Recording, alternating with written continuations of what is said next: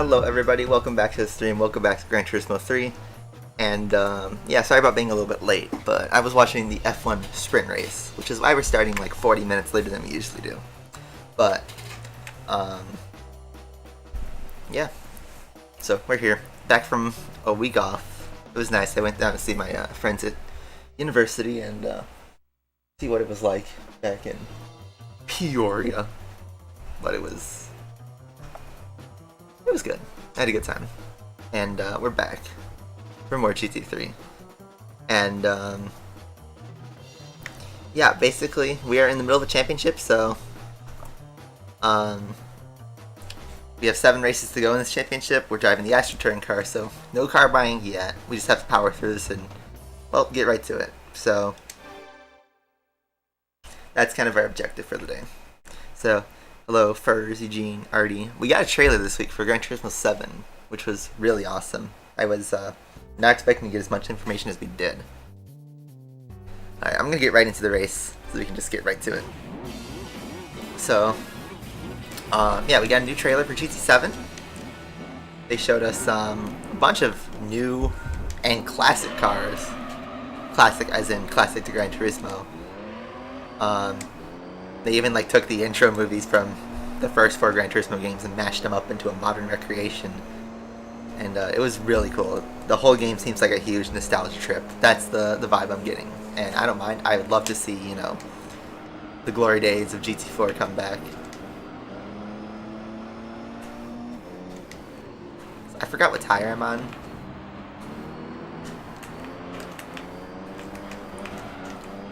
But let's see to work with this. I think we're driving a bone stock car. And our biggest opponent is the Supra.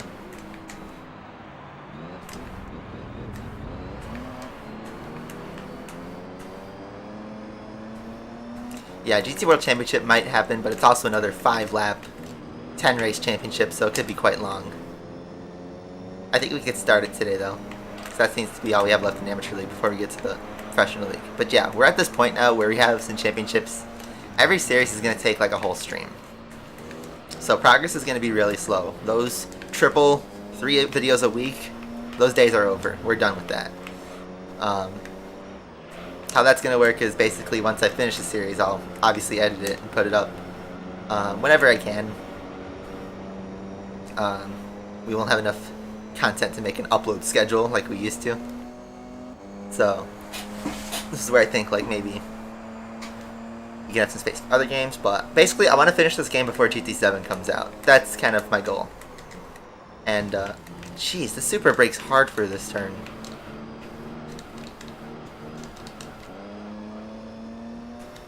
Like, that's just a shortcoming of the AI. I don't know if it's just rubber banding, but he brakes way too much for that corner. So yeah, GT7's coming out March 4th, 2022, which is closer than you think. Granted, it doesn't get any delays. I don't know, GT has a notorious history of getting delayed, so I wouldn't 100% put my faith on it. But yeah, March 4th, 2022. That's in only like 6 months. It's not that long of a wait. So I will definitely 100% be buying that day one, and I will say I'm going to stream it, but I don't know how much progress I'll get on my own time. Maybe I should create a second account on my PS5, and we could stream from that account, and then I have my main. So I can basically play through the game twice. Because when it comes to GT, like, I will not hold out on week increments of playing the game. I'll tell you that right away. Who knows? The game has a huge focus on single player, and you know, one of the biggest fears is that, number one, it's going to be GT Sport 2, because pretty much all the tracks and all the cars seem to be coming forward from GT Sport, which I don't have a problem with, because I like all the GT Sport cars, and the tracks are, for the most part, really good. A lot of good real-world circuits there, and the original tracks were great. One thing I am a little disappointed on is that there doesn't seem to be any like brand new original circuits in this game. They brought back High Speed Ring, which I'd love to see, but I wish they could have brought back, like, you know, a little bit more than just Trial Mountain High Speed Ring. it's weird because in Trial Mountain they said, oh, we adjusted it to make it, you know, FIA championship friendly. But then High Speed Ring looks identical to what it used to be, so what's the deal with that? I mean, I'm sure once we get to March and find out the full track list, see if anything else is coming, you know, we'll know. And then as for the car list, I will say I love the cars they're introducing. The Porsche 917, both the old and the brand new version. The Castrol Tom Supra and the Pentoil Nismo GTR for nostalgia. The Alpha 155. I saw the 787V come back in the trailer. The yellow Evo 5 is back. They actually brought it back, which is cool. Yeah, GT7 is coming out on PS4, but we don't know much about the difference between the two versions. We don't know if it's going to have the exact same features, if it's just going to be a graphics downgrade. There's stuff like real-time weather and, you know, special lighting, and I don't know if that will be supported on PS4.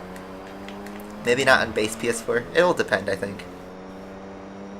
Your school starts September 13th on Monday. Wow, that's kind of late. I mean, I always used to start school back in mid-late August. All the way from, like, when I was a little kid to university. It was always like that, pretty much. Am I ever playing Asphalt Land again? I'm not full-time playing it. I do not plan to go back to grinding the game. Will I stop back in occasionally? Sure. Just like how you guys have seen I stop back into Asphalt 8 sometimes every few months. But that would be the same way as Asphalt 9, you know. It's not like I swore it off to never touch Asphalt again, but I will be not grinding it. I don't really care to grind the special events. I don't think they're as rewarding as, well, as it could be. Yes, they are adding body kits to GT7, which is awesome. Much needed. Did I see the Avatar update? I did. In my opinion, it is the most useless update of the whole game.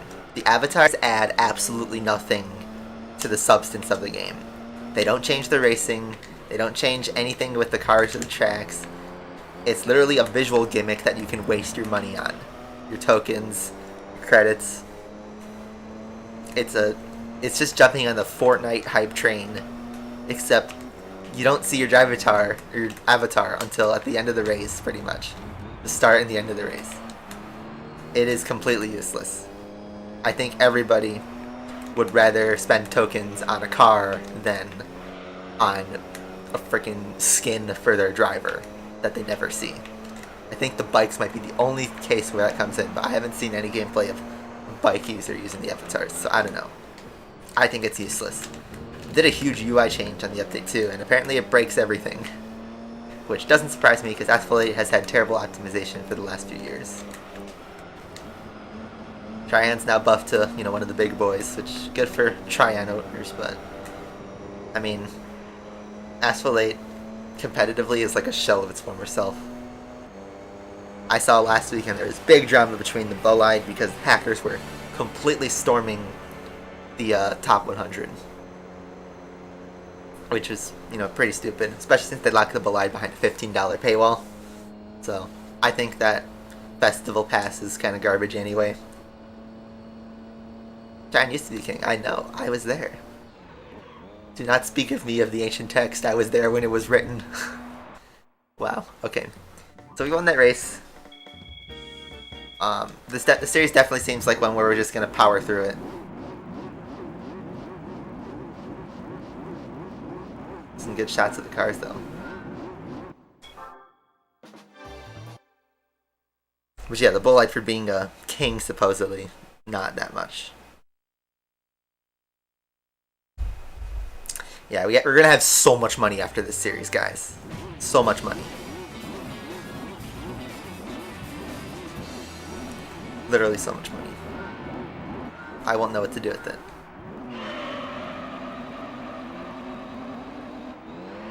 I mean, I know what to do with it, but we'll have excess. We'll have money to play around with. Professional League will be interesting because we're going to have some really, really boring races, but we will get to actually, you know, pick up some cool cars and do stuff to it. So we get that trade-off.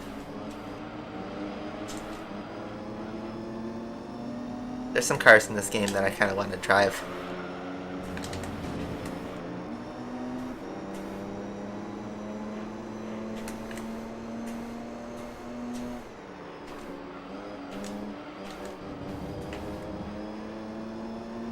You're switching to Windows Asphalt 9.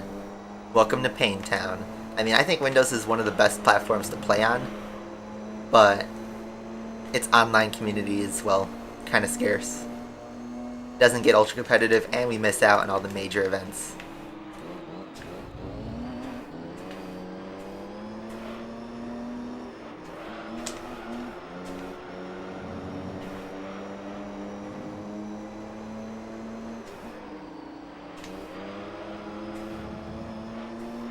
There's a new collection dealership. Yeah, there's a used car garage, and then there's a GT Cafe where you have to do challenges or, you know, win some races. You get a roulette ticket and you win a car, which sounds cool.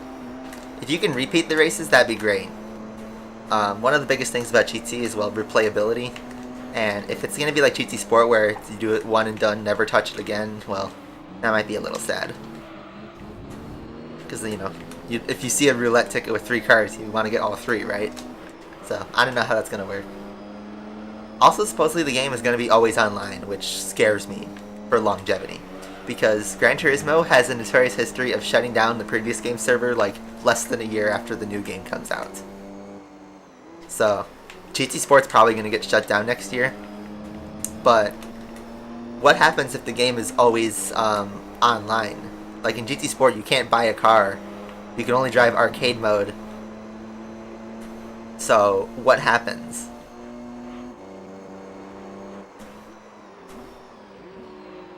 Just swoop down the inside there. So you need to make some progress on the AI. It's the first time the AI are actually giving us a little challenge. But yeah, as someone who's been getting into like seriously collecting retro games, I want GT7 to be a long-term, you know, buy. I don't want it to just last a few years and then we can never play it again. I mean, GT5 has kind of suffered that fate, and GT6 to an extent. I'm an actuary, so I work in like the finance and insurance industry.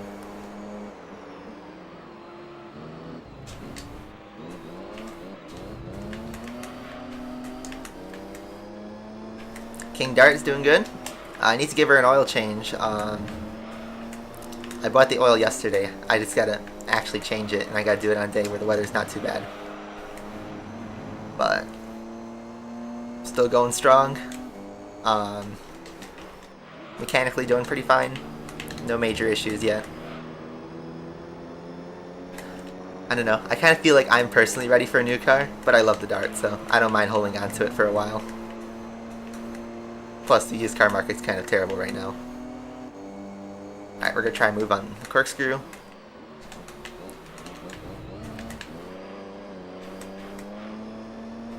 Our tires are in good shape, so we can push a little bit.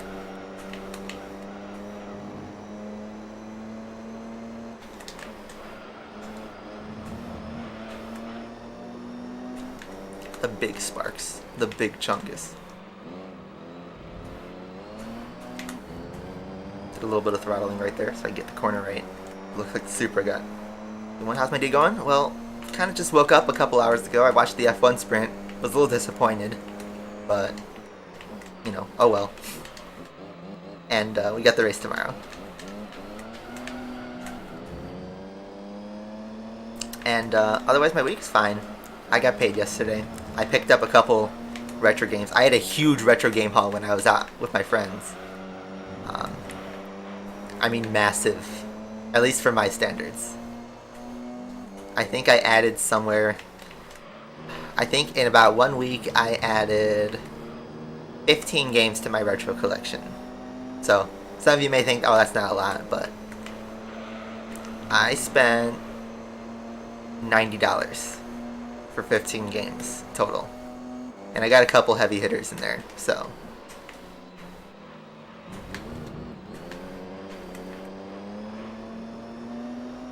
That's the top speed. I've never hit the top speed, but I think you can do 180. At least that's what the speedometer suggests, but I don't think it could actually do 180. Alright, we take the lead kind of late in the race. But I will open up to this challenge. Little slide. Supra's gonna make a move. This is good. Get some action finally. Literally less than 0.05 seconds between us. I actually get past a little bit. I'm good to the inside line.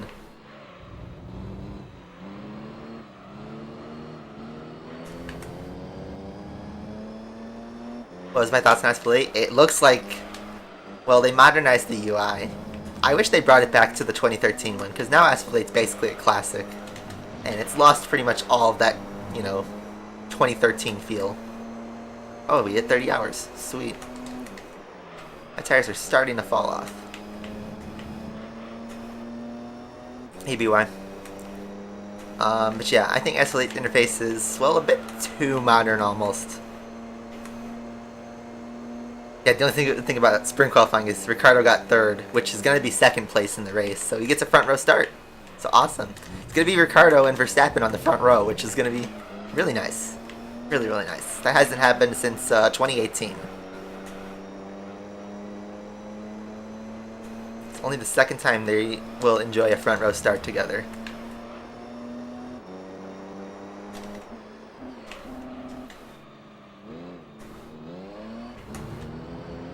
So hopefully we can convert that in the race.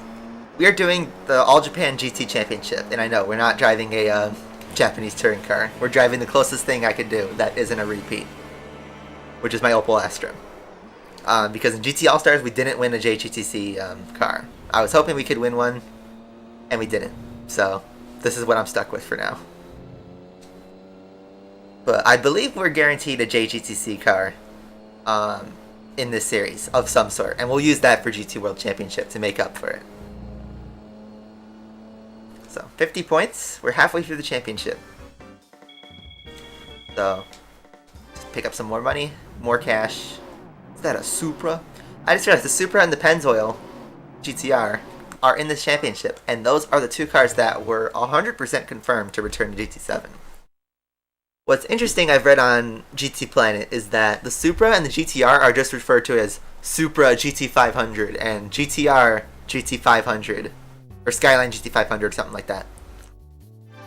So is there going to be multiple liveries for one car as opposed to having, you know, 4 cars that are essentially the same body, just a different livery? I wonder if that's the case. So we'll get stuff like the Ray Brig and the Arta NSX and the Loctite and the Xanavi, if that existed for the 97 model. Where's the 330 P4 at? In Gran Turismo, I think it will come back to GT7. Oh, this is going to be bad, isn't it? I didn't give my car power. I probably should have invested in power. I mean, 10 laps, but this race will be pretty short.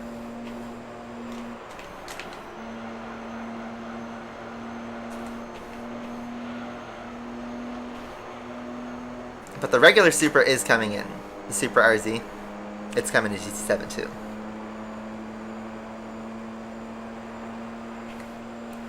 Some big slides from the NSX. Alright, so we gotta work on getting up to the front of the field. But looks like we are down on power. So we're stuck in 5th gear. We might have to take an L on this one.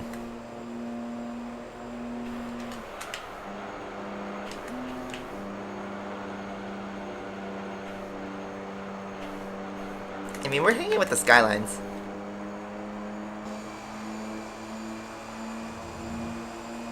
Let's see, we're 2 seconds back. We have our power. We have enough power to stay with the field, so it's not all lost. But it is going to be, well, a challenge. Especially since once we clear the Skylines, it looks like the Supra and NSXs are going.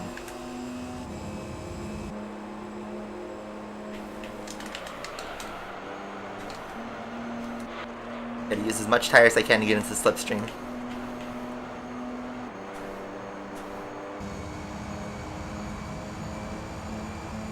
If I can help the Skylines and stay in slipstream, that would help.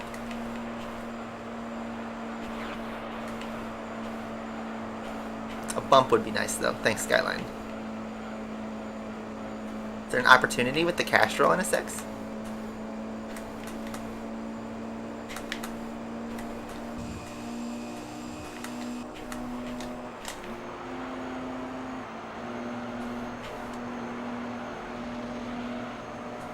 Opportunity.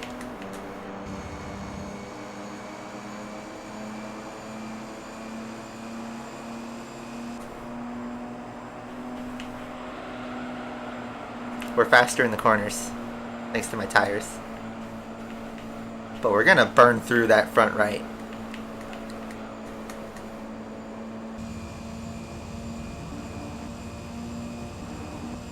We are burning through the front right.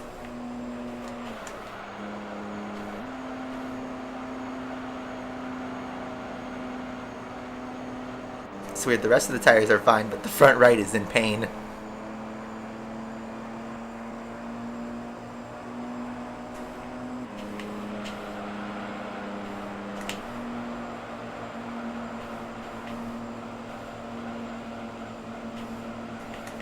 You're trying to move? And now I gotta go full Bono, my tires are dead for the next 4 laps. I'm starting to feel the loss of grip.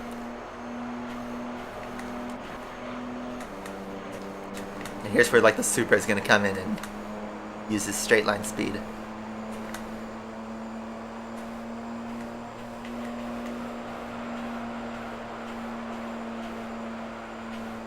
Bono, my tires, sets fastest lap.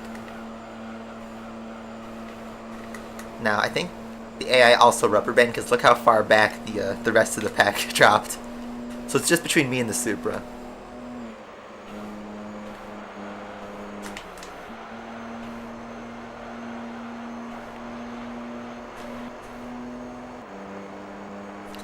Okay, this could be good. Now I have to make sure he's not in my slipstream, but I also don't want to be, you know, I don't want to abuse the game, but I kind of need to get him out of my slipstream. I need to break away from him before my tires completely fall off. But here he comes. But here comes Castrol Toms. How old's my Dodge Dart? It's 2015, so it's 6 years old now. We're gonna try lower 5th gear and see. I committed to that line. That line is gonna hurt my tires. Front right's starting to turn orange. It's like French fry now, I'd say. It's like a good French fry color now. The Supra is coming in hot.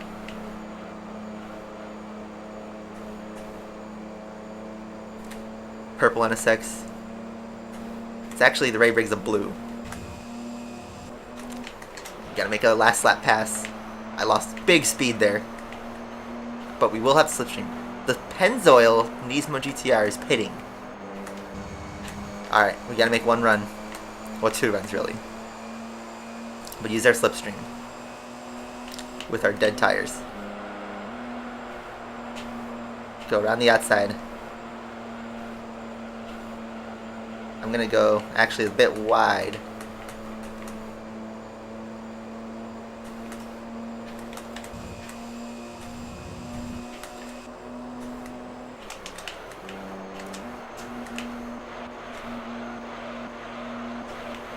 Drag race. I think I got him. That was a fun one. That was fun. Alright. That was cool. We made a NASCAR type race. Really interesting. But yeah, why did only the Pennzoil GTR pit? And he had a long pit stop too. We're about to lap him on the road. You see him up there? He had a long pit stop, but the Loctite didn't need to pit. So, what's up with that? Okay, on a race I thought we were going to finish dead last in at the start. That was a good result. Should I save this replay? I'm thinking I should save this replay.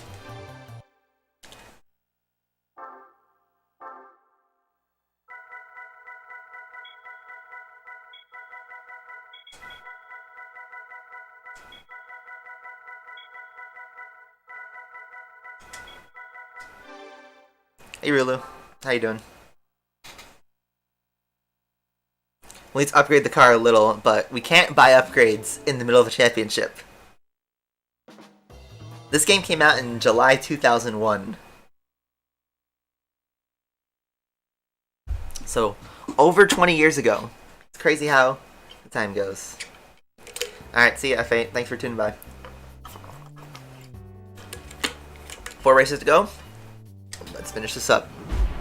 Now, I wonder if these races are going to be hard, because I put up a fight in Laguna Seca, and obviously Super Speedway was tough for us. So,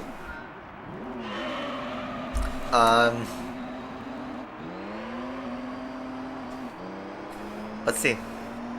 AI do their pulling away as usual. We have a pretty good gap in the championship, so I think if we win this race, we pretty much all but confirm the championship. So, I mean, as long as we keep getting second place, we'll definitely get it now.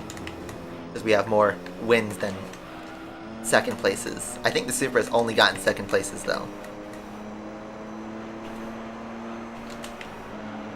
Use their tires while they're fresh. They're also kind of cold. They don't seem to really be giving me much steering. You can play this game if you have a PS2. Because the game is really cheap. It's the cheapest it will probably ever be. I saw discs at Mega Replay for 99 cents, literally. And you can find these at garage sales. This is one of the most common PS2 games in existence.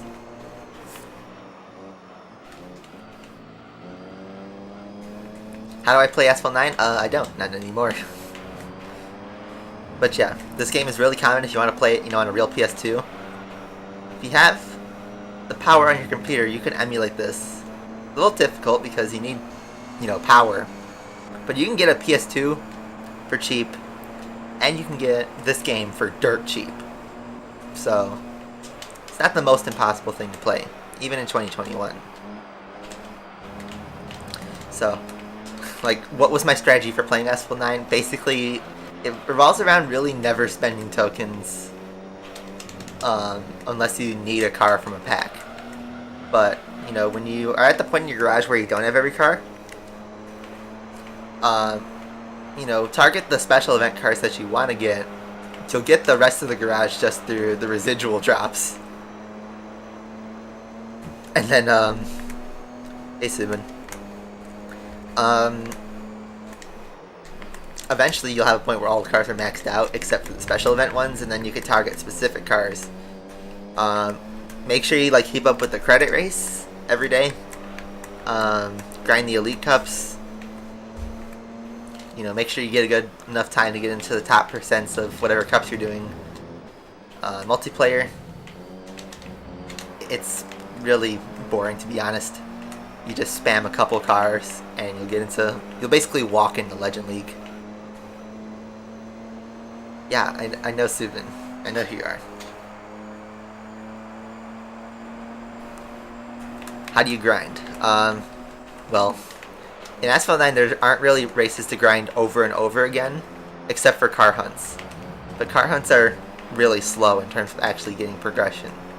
And sadly with Asphalt 9, there is no way to speed run getting anything without paying something. So, you gotta be patient. A long grind could be several months. And the SCG is a really easy car to get. Really, really easy. Just play the Wednesday B class events. Wow, that super came in hot. But yeah, the B class events always give B class cars. So grind those, get whatever blueprints you can. The SCG shows up in regular packs. And SCGs are a sort of common car hunt. They appear every couple months. So, that's an easy one to get.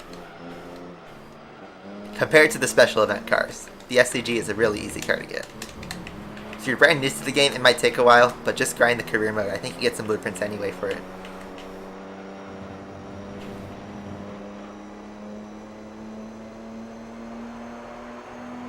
You hope Genti would be added to GT7. I could see them adding it though. I could absolutely see GT bringing in Genti. They always love to bring in those weird brands.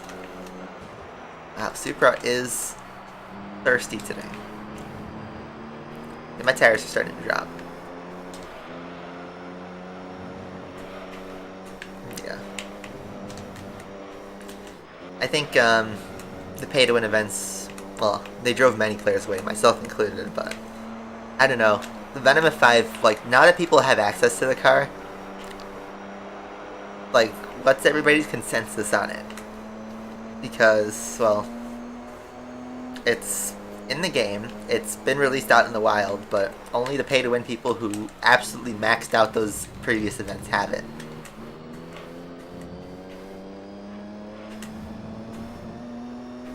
GTA 5 is going to have enhanced graphics, but that's just the PC version. I think Rockstar is, well, we all know Rockstar is just milking the game for like the 4th time in a row. First it was GTA regular, like just on the Xbox 360 and PS3. And then they released it on PS4 and Xbox One. And then they released it on PC. And now they're releasing it on PS5. And I think it's also coming to the Xbox Series S and X. But yeah, come on. If I put my PS4 disc into GTA 5, or sorry, if I put my PS4 disc into my PS5, can't I just get the PS5 enhancements? Isn't that how it's supposed to work? So, I don't know. Some games are weird like that. I know Call of Duty, notoriously, you cannot cross-buy unless you explicitly buy the cross-buy bundle. But then you're getting 2 games basically. It's like, dude, I just want to get 1 game and put it into my PS5 and just be done with it.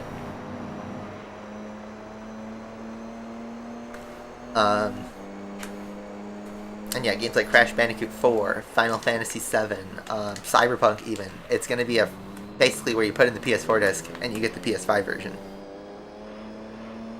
Please show us your dog. He's downstairs. He's not up here.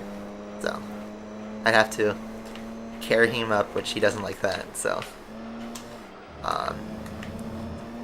You've all seen him before though. I could post a picture on Discord of him a few days ago. He's just chilling.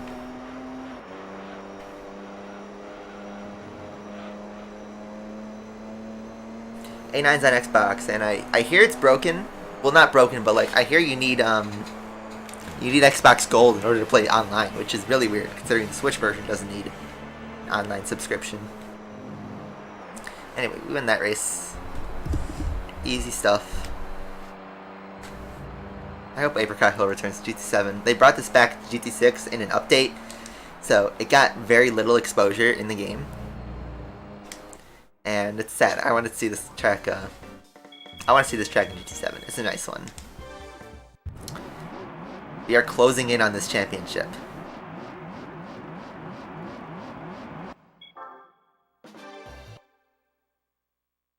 Insomniac is making 2 Marvel games, Spider-Man 2 and Wolverine. And I am cautiously hyped for those games. Not that I think the games will be bad, but the game comes out in at least 2023, so. Right now, all my hype is for GT7 and God of War Ragnarok. Those 2 games I'm gonna be hyped for. And I think those 2 games will deliver. I feel like this year and this winter, everyone's gonna be hyped on Forza Horizon 5. Then March rolls around and everybody's going to be on GT7. I feel like next year is going to be the year of the 2 kings. Forza and GT are going to dominate their systems next year. I mean, like, absolute destruction. No other racing game that releases next year will come close to it. So. Oh, the Spinalla. The Ray Brigandus X has a Spinalla moment. He overcooked it. But I actually couldn't take advantage of it. Forza, I believe, is approaching. I think right now it's at 450 cars, but that list is gonna grow. I believe Horizon 4 had like 700 or 800 cars, or 650, something like that. It has a high car count.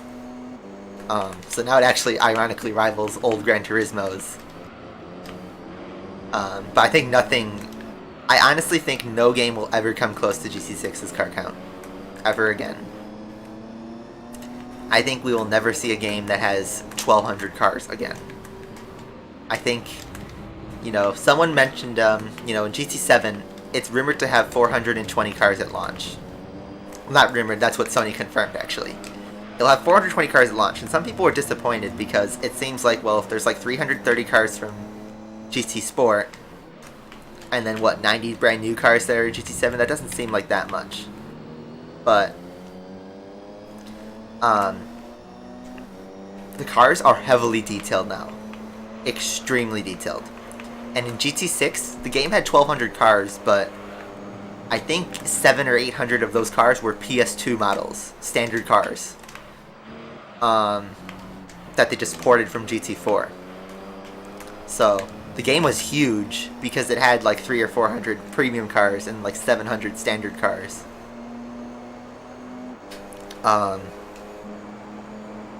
And nowadays, yeah, Sony, Polyphony, they will not put out those PS2 models on a PS5 game. No way they do that.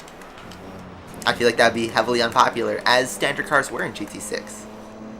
So it'll take a lot of time for them. Whoa! Big overcooking from the other NSX. He just really wants to send it in that corner. A little too much Ricardo there. Maybe Hamilton at Baku this year. But yeah, the file size of GT Sport is already massive, with just 300 cars. But imagine 4 times the size of, you know, GT Sport. That will be like an entire hard drive, basically, worth of game. And people always meme, you know, Call of Duty's like 200 gigs. But, yeah, game sizes are huge nowadays, and car modeling is no joke anymore. It's not like 1998 where you can, you know, just make a few polygons and crank out a bunch of cars in a day. Each car, you have to like laser scan it, heavily like research the sound. They have special audio design. They outsource their car modeling even. Come to S19 for 1 second. Nah.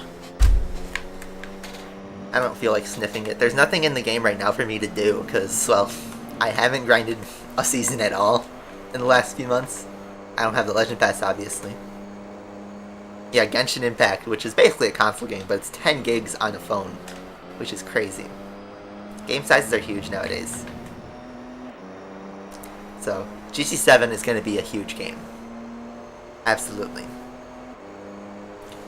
And I guess the other thing is that with GT6, yes, there were 1,200 cars, but there were so many, like, duplicate slash, like,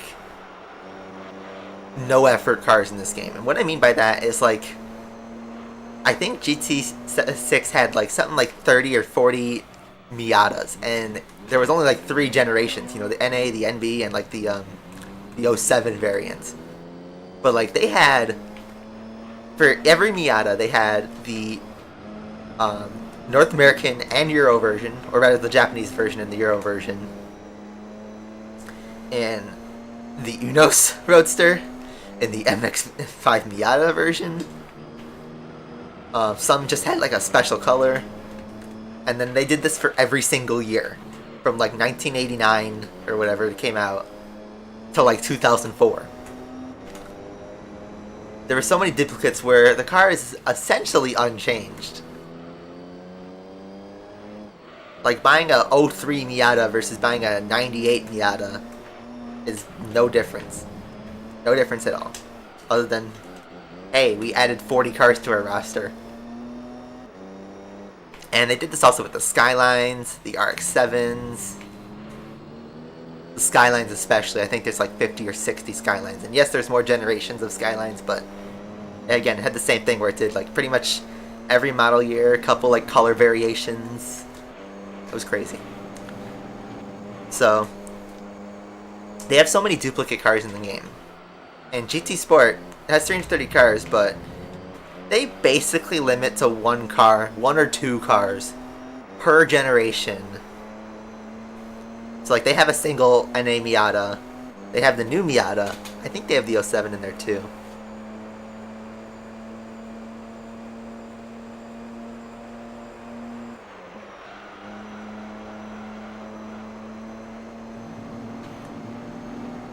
So GT7 will have a bigger variety of cars despite having, you know, only a third of the cars from GT6. But you know what? Gran Turismo 1 only had like 140 cars. Gran Turismo 3 has like 140 cars. I think this game is a pretty diverse car list, all things considered. Yes, there's a lot missing, but for the most part, the car list shines in variety and types of cars. I wish there were more of some stuff, like they could have done with more touring cars. They could have done with more prototypes. They could have done with, you know, a couple more like sports cars from this era. Obviously, we're missing Ferrari and Lamborghini at the time. And GT4 addressed that by quadrupling the car roster in GT3. But with that also adding, you know, the Miatas and the Skylines and the Imprezas and everything else. The Lancers, so many Lancers. And Forza sort of is in a weird spot. I haven't talked much about Forza's car list because it does have 600 cars and a lot of it is unique. But one thing Forza has been really lazy about for the most part is engine sounds. There's so many cars that just use the stock V8 or the stock V12. And the only thing you're getting that's different is obviously the car design. And it has a nice unique car list, but someone mentioned that Forza has shorter licenses for its car roster. And that's why you'll see something like Forza 7 get delisted in only 3 years, 4 years. Because the car roster, the licenses are so short. So they can get a lot of cars in, but only for a short period of time. And that makes the longevity really hard. You need to buy a disc. You need to buy a disc of a Forza game to enjoy it after, you know, it's pulled off the market. I don't have a disc for Forza Horizon 4, so very likely that next year Horizon 4 is probably going to shut down, or not shut down, but be taken off the storefront. One thing that really sucks is all the DLC is forever lost unless you already bought it in the past. You kind of have to buy the DLC. But then you lose expansions like the Hot Wheels expansion or the Blizzard season, you know. Blizzard Mountain, I think it was called. You lose all these content. And I don't think people have found a way to fully bring back Forza yet. They're working on it. You know how Gran Turismo 5 was sitting dormant from 2014 all the way until about 2 years ago? 2 or 3 years ago. And then some people finally created this thing called the Master Mod, which with a, you know, modded PS3, you could not only add any of the DLC cars in any car in your garage for that matter, but they discovered, you know, unreleased events, unreleased cars, unreleased seasonal stuff, and actually brought back online. Albeit in a kind of buggy state, but online racing is back in GT5 if you do the right steps. So that game is sort of on a comeback. It's kind of dropped off for now because, well, not enough people have modded PS3s, so anyone who goes online is doing it for the gimmick and not for like actual progression or anything like that. But we might see a time where, I don't know, all I'm going to say is that the post PS3 era is going to be scary in 10 years. Actually scary. The day Sony shuts down PSN for PS3 and the day Microsoft pulls Xbox Live on the 360, that's going to be a scary day. There were no Koenigseggers in GT6. Absolutely none.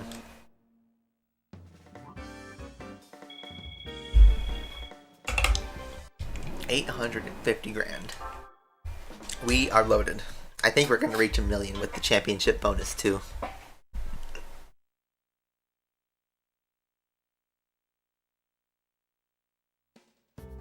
Route 11. Time for terrible AI. I did watch sprint qualifying. That's why we started a little late today. So, yeah, I watched the F1 sprint. It was pretty disappointing. I mean, the result was kind of nice, but there was barely any action, and the cars just can't pass. Perez couldn't get past Gio. Hamilton couldn't get past the McLarens. And the midfield mostly stayed dormant. So, unless, pretty much the start was the only place where people gained positions. And if you're a McLaren fan, you'll be happy with today's result, especially if you're a Ricardo fan. He needed that result, but points are mostly earned on Sunday. Ricardo will get a point for the sprint result, but he's in a good chance to get a big podium.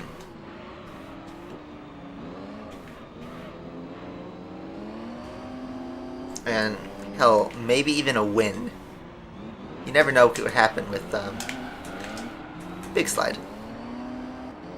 You never know what could happen with, you know, a race. You have engines, or you can get scrapped up. Look what happened to Gasly. He just skimmed the tire of a car, and he was in the wall within like 20 seconds. Just from a really unlucky tap.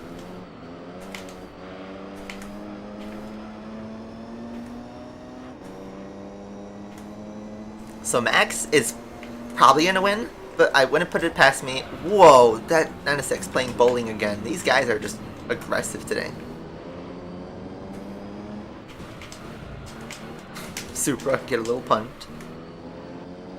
AI are fighting hard.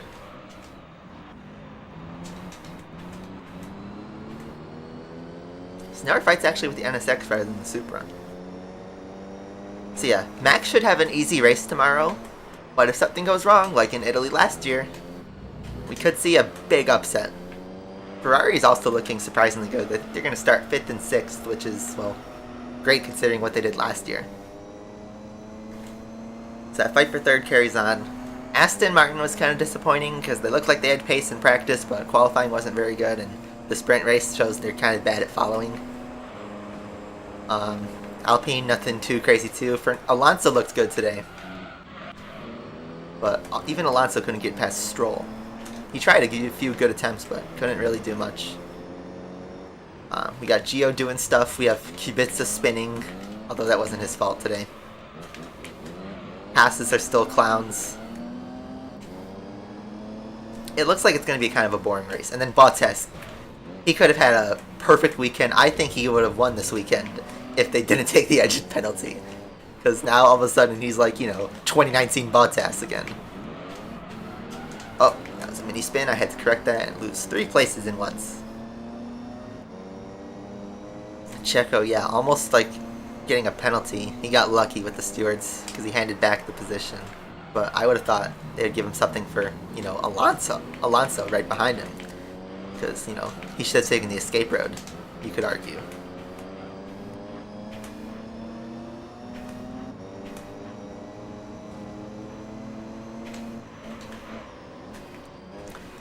NSX going deep, so I'm going to go around the outside, let them take the wide line, and try to cut back.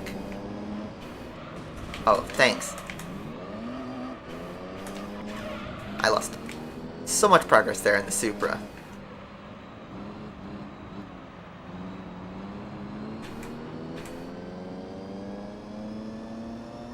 Yeah, Bottas just like, I guess, ate porridge again.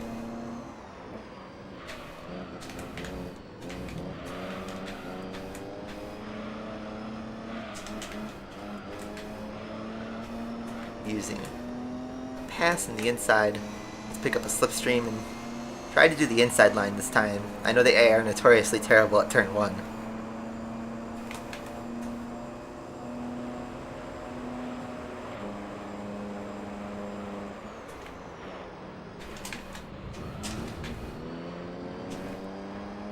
And also this car handles bad in this first sector.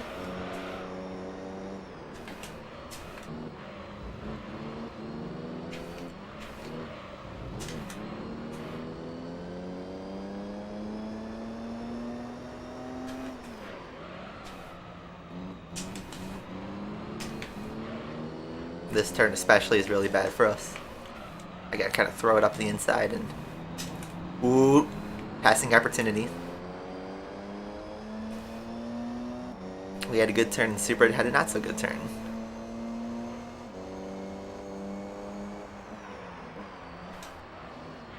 Oh, he bumps and he blocks me.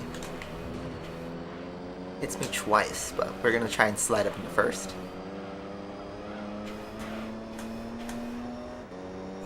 Give me an Asphalt 9 account. Why are you asking for it? Everybody knows that if you ask for an Asphalt account, I never say yes. Never. Everyone always asks and they expect something different. You know what? What's that Far Cry quote? You know what the definition of insanity is? Doing the same thing over and over, expecting a different result. But no. Why would I give my Asphalt 9 account? I literally just said I come back to the game every now and then. It's my progress. Nothing entitles anybody to receive an account, so...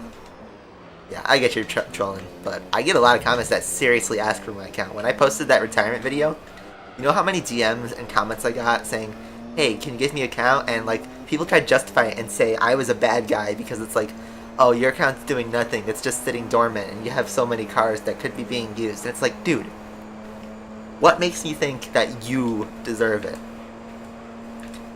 I deserve it because I worked for those cars. I grinded and saved those tokens up to what they are today. I'm not going to let somebody just have my, you know, years of progress. You know, if, let's say, you know, you retire with $1 million. If you die and you have $1 million in your bank, does your money just go to some lucky person who has it? Oh, because you're not using it anymore? No. It probably goes to pay some bills first, and whatever debts you had, and then it goes to your family, because, you know, they're blood related. Not some guy messaging me on Facebook. Plus, game account sharing is strictly forbidden by the rules anyway. So, that account will get banned pretty quickly, because people... I found that the people who ask for accounts are the people who got their old accounts banned because of account sharing. So... that account gets wasted. In my opinion, an account that gets banned for account sharing or something stupid like that, that is a waste of an account. And people should get mad at those people because, you know, that's a bunch of progress that's basically it's voided. So, my account's legit. I grinded it myself, and that's how it is. I still have my memory cards from all my save games from when I was a little kid. Back from 2004, 2005, I have my old saves. I still do. Because, well, why not? It's cool nostalgia to see what you did as a kid, what you did years ago even. This memory card that I'm on, I got this memory card in like 2016, 2017. I have 100% in GT4 on it, I 100% in Burnout 3 on it, I am on my way to 100% in GT3 on this card, and a lot of the games I played years ago on this card. Good memories. Enjoy life. In my opinion, like, if you had a good memory of the past, you should hold on to it. If you have pictures or something, don't throw away your old pictures. Even if they seem stupid nowadays, like, you'll want to look back on them someday. Because you can be like, you can even laugh at the cringy ones, being like, oh my god, I was so stupid as a kid. But you realize that as a kid, you know, nobody expects you to be perfect. So, you know, and I'm only 21 and I'm preaching like I'm an old man about to die, but I don't know, stuff gets weird once you're out of school. So if you guys are still in school, well, try to enjoy what you have, because life changes pretty quickly. Passage of time speeds up every year, so. Sorry I turned an account sharing topic into a life lesson. But I'm just bored. And Route 11, since I broke away from the pack, kind of boring, just holding my tires, making sure we don't spin a la. Which basically means just staying in third gear and taking conservative lines.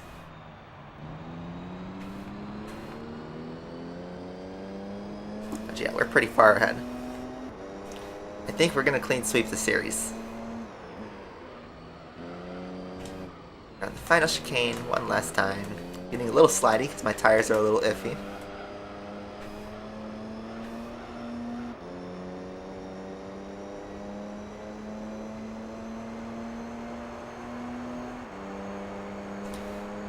Yep, enjoy the race tomorrow. I wish I could be at Monza. That'd be a fun time.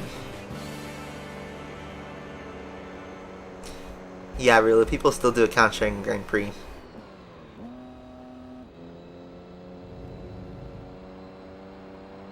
How long will it be streaming? Probably another hour. Let's see, we're about to finish this series, so it's going faster than I thought. So, we'll see. In about an hour we've done 7 races, so maybe we can do half of GT World Championship or something. Guys, just stop fighting in chat. I won't mute anybody because, well, y'all are immature anyway, so just chill out, bro. Both of you guys.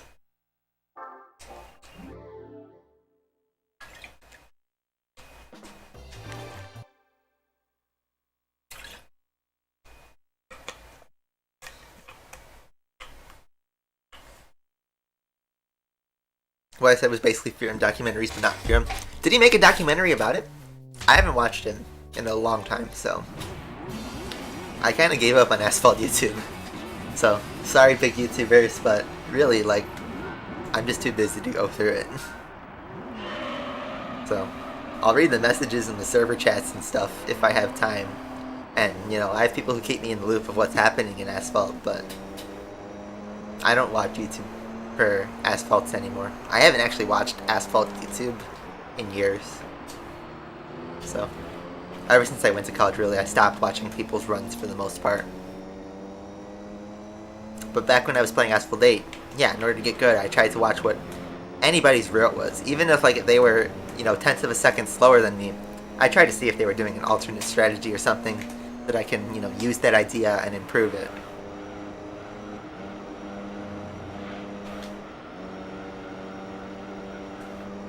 Games X, like, you're also being called immature too.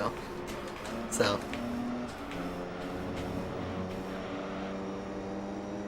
just chill out, guys. You're gonna try F1 2021? Cool.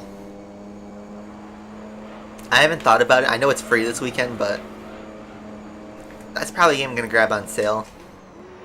I don't really care. Breaking Point was obviously just a gimmick crash band. Gimmick crash. Just a, you know, cash grab. That's what I meant. I almost said Crash Bandicoot. But for no reason. Oh well. I'm stupid. Leclerc moment.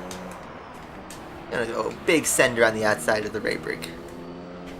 What do you guys think will win today? I think the prize cars are a Skyline, a Supra, and an NSX, so predict. I think we're guaranteed a JGTC car. So, what do you guys think we're gonna get? 9 plus 10. Yesterday was 9, 10, 21. It was a fateful day, but we survived. That's some big braking from the GTR. I mean, guys, I'm just gonna end up timing out both of you guys if you guys just, you know, stopped acting like a bunch of 3rd graders. We're gonna get a JGTC car. Good observations, Notato.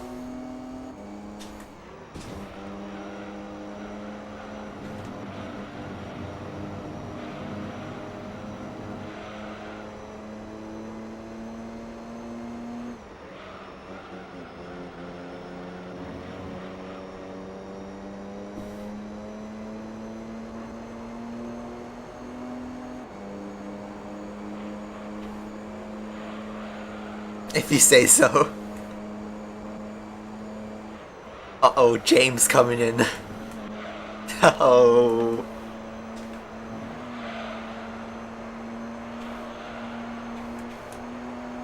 We put the kids in timeout. We do a little trolling.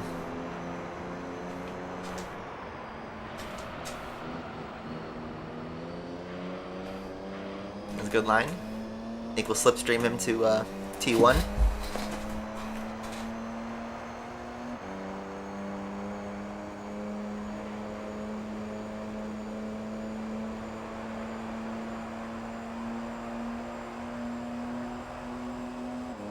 Look at the speed we're getting. That's definitely the rubber banding kicking in. We're gonna send it down the inside. But that's super, it's just so quick in a straight line.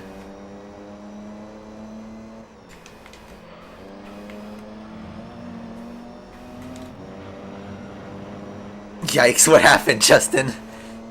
Just a bunch of, well, I think it was a misunderstanding. Or maybe it was 2 kids that were just trolling themselves.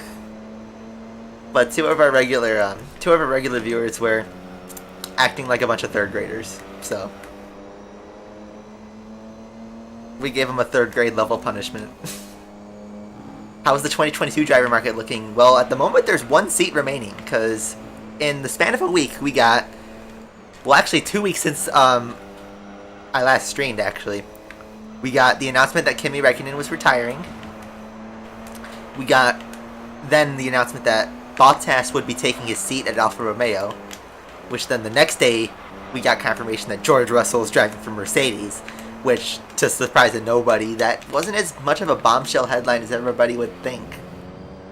Because everyone kind of knew it was coming. And then maybe the most oddball move of them all is that Alex Albon is returning to F1 with Williams next year, with additional confirmation that Gasly and Tsunoda are both staying at AlphaTauri next year. So those were the major driver moves. There was a rumor floating around that Aston Martin offered Alonso a contract, but Alonso rejected it supposedly, because apparently, according to insiders, Seb is thinking of retiring, which at the moment those rumors are baseless, so I don't know. It wouldn't shock me to see that happen, but I'd be really, really, really sad if that happened. But considering he just signed for Aston, and we're literally right before the brand new cars, it seems like such an odd time to retire. So, I don't know. I hope that just stays as just a baseless rumor. But yeah, we have one seat left from Alfa Romeo, and Giovinazzi has been driving to survive basically. Ever since Kimi announced retirement, Gio has been qualifying like really good, and he had a good sprint race today. I think he starts 8th tomorrow, which is great for him. But yeah, will they keep him? Supposedly Guan Yu Zhou is offering to pay $30 million for his seat there. And, I don't know. There's also rumors of Nick DeVries, Hulkenberg, Theo Pourchaire. I think he's not ready for F1 yet, though. Raghunathan even might be in it for a shot for a seat if he offers enough money. Imagine he's like, I'll take the seat for $1 billion. Would Alpha say no to that? You have to wonder. As Asphalt 10 comes, will I come back to Asphalt? That depends. I think the only realistic way I come back to grinding an Asphalt game is as if it comes out as a regular game. You know what I mean? If we get an Asphalt 7 type, or even an old Asphalt 8 type, where we just have a straightforward career mode, some online racing, cars that, you know, are achievable without predatory methods, yeah, of course I'll play it. I will probably, even if Asphalt 10, like a full-on sequel comes out, I'll probably do a stream with it just to, you know, see if I can have fun with it, because usually with mobile games, the first couple hours are really fun. But I don't know, Asphalt has like fallen off a cliff in the last year, both games, so I'm scared if they release an Asphalt 10, what that would look like. If that's even going to happen. Personally, I don't think an Asphalt 10 is happening. I personally think Asphalt 9 is the last major release of the series. And the day Asphalt 8 dies is also the day Asphalt 9 dies. That's going to be my second prediction. Because Asphalt 8 is, well, on obvious life support. They are not letting that one go. The chances are the day they let that game go is the day they also let Asphalt 9 go, because of probably stuff from Vivendi or whatever. Regardless. Final corner, final straight, final race, final lap. We have swept the All Japan GT Championship. Pulling up to the pit wall for that little celebratory, you know, pull up. 3.3 seconds clear of the Supra. I think the Supra will get a perfect 60 points. But let's see. What are the final standings? Supra actually gets 58 points. He got a third place in there somewhere. The Ray Brakes NSX pulls through in third. Close scrap from fourth and fifth from the GTR and Castrol NSX, and the Loctite in pain, even though it's the same car as the Pennzoil basically, down in 18th. So, with that, we get 15,000 credits. I didn't mute you. One of the other mods did though, because you guys were acting too mature. But did you come up with an alternate account? Anyway, that aside, you guys know what it's time for. 10 races in, we have won the championship. Pretty dominantly. That means we get a trophy. We get a guy spraying champagne, just like any other F1 result or regular race result. And that brings us to 1,000,000 credits. Yeah, mutes are only for 5 minutes. Anyway, prize car time. What's it going to be? For winning JGTC Amateur. It's going to be a car, a race car. Dun, dun, dun, dun, dun. It's a Skyline. It's a Calisonic Skyline. And I'll take that. Nice car. I actually believe this is the car that you're guaranteed to win at some point in this game, but I will take it. It's a good one. So, yep, that's a clean sweep. And let's take a look. Got a nice 461 horsepower.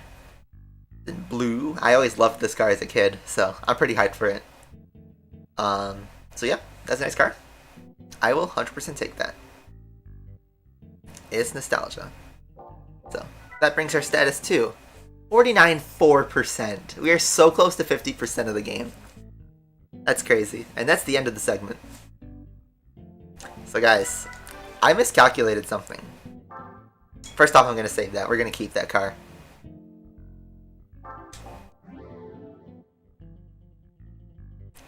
So,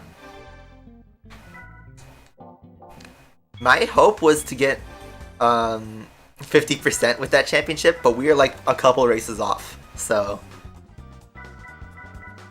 well, we'll use the Calisonic for the GT World Championship, and we'll have to use a different car elsewhere.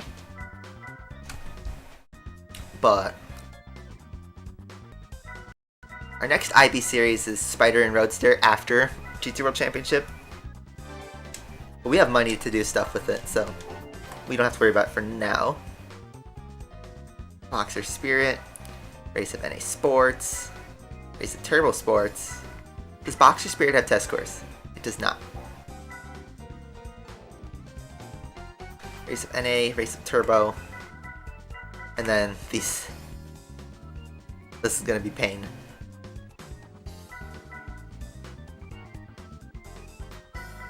Is there anything?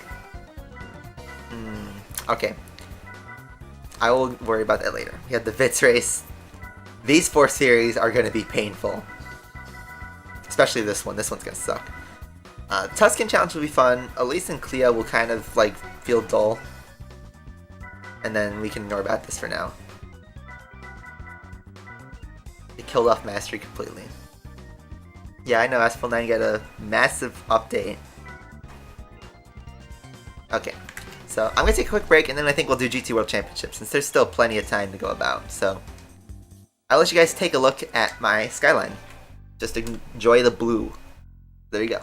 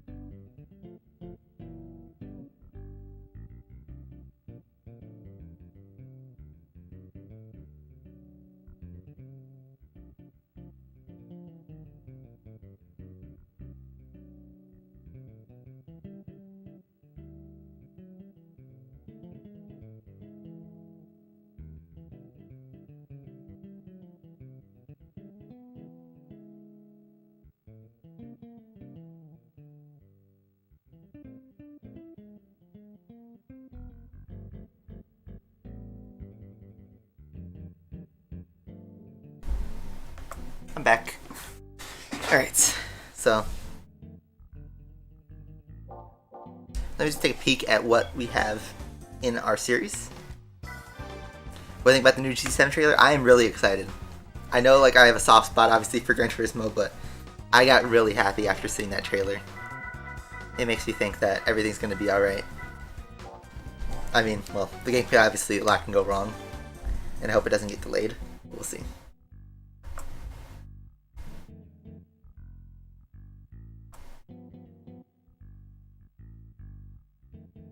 So, alright, next part of our playthrough, and it's gonna be another championship, so we just won a Calisthenic Skyline, so we're gonna be driving it.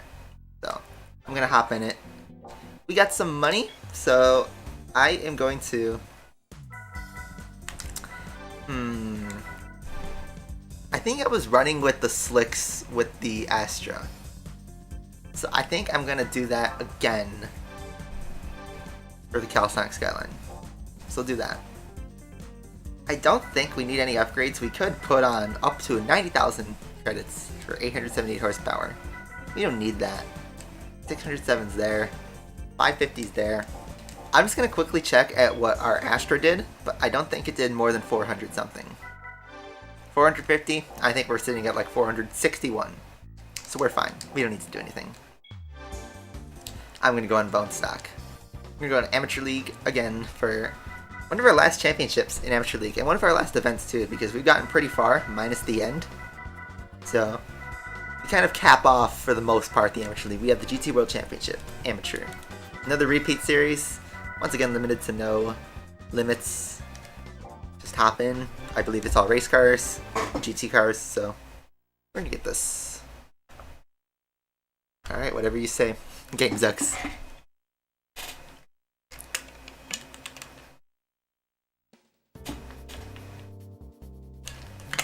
This is a good balance. In fact, this is a great balance of cars. We got some endurance cars, we got the Lister Storm, we got a couple of JGTC cars, and no duplicates. I'm going to take off the driving aids as usual. Let's just hop right in.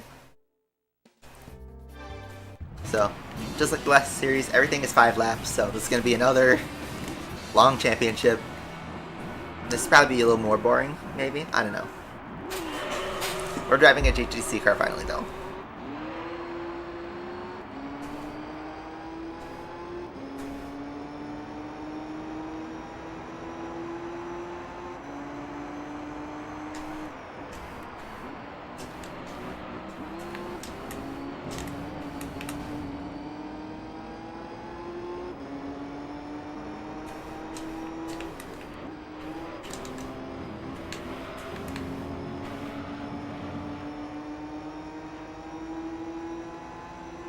Calisthenic Skyline. It is beautiful in this game. I wouldn't seem very hyped, but I am happy to drive this car again.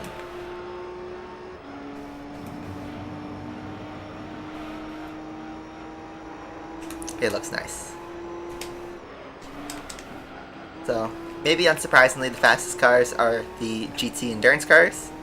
So the C5R, that Viper up there. I think the Viper is the ultimate rival, but that Corvette seems to be keeping up quite well with him, so...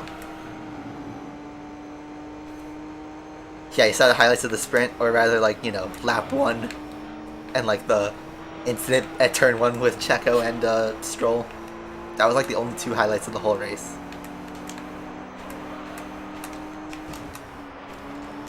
A little awkward. Sorry, Corvette, but I kind of had to do that. This car is much easier to drive than the Astra touring car, I will say that. Much more throwable. And we're pulling alongside the Viper. And we make short work of it. Okay, so this is going to be pretty easy, this series. Yes, they added the Skyline and the Supra again. I hope, you know, they weren't named with the livery, so I don't know if it's a placeholder name, or if you go to the dealership, you're going to see all the car liveries for this car. It'd be really cool if they did that, though. Because I'd love to see this Calisthenic Skyline return, the R to NSX, and the Rayburg NSX, and, you know, all that fun stuff. Those GT classics.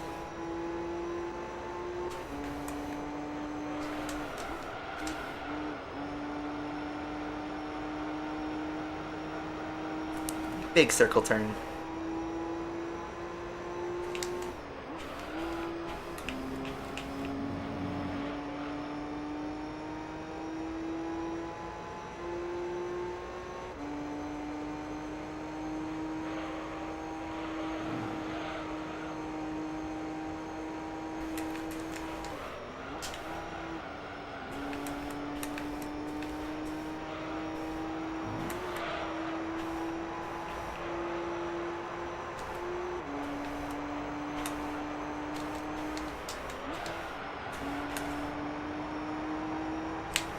You're getting bored of Asphalt 9? Yeah, see, you're starting to see why I stopped liking the game. It's not a good long-term game. Did a bird just fly past my window? GT7 might be the end of the K car. I think they'll bring him back. In some capacity.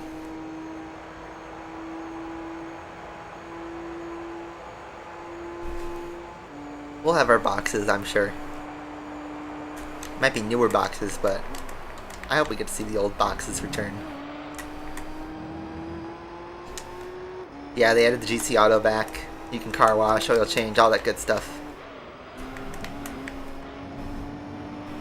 Yeah, Justin. I don't miss Asphalt at all. I am very happy I left. I actually, you know, I don't think about... You know, it's interesting. Leaving Asphalt has like changed my whole perspective on how I see modern gaming. I don't care to grind events anymore. Because, to me personally, it doesn't matter in the long run. Yeah, you'll miss out on a shiny new car, but... or a special item or something, but... you know, unless it's your full-time job, you shouldn't worry about missing out on, you know, grinding a session or taking time out of your, you know, your routine or whatever just to play a couple races so that you can get progress on a key to something. Yeah, Doug DeMiro made a video with the low-res car. It was such a weird video. I watched it. It's basically a show car from a shoe company. Marv, what's up? You probably won't quit, but you're scaling back. Yeah, I saw you made a video of the F5. I haven't watched it yet, but I asked earlier in the stream. I'll ask again. What's the consensus around the Venom F5? Because now it's out in the wild, right? And people have gotten to a point where, you know, you can actually drive it if you have the resources. So kind of what is the consensus around it? Do people have it? Do a lot of people have it? Is there whales that maxed it out? Is there any use for it other than just stomping Legend League? It's the new king for sure, yeah. But I guess my bigger question is there any usability? It'll eventually come to Elite Class S, but it's basically going to be the same case as when people had the LVN or the Jesco or the Tuatara, right?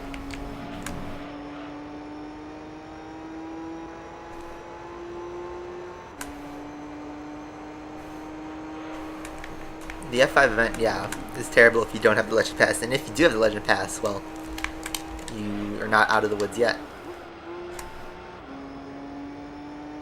Okay, so this thing is really good on tires. Dare I say we could use the mediums in another race.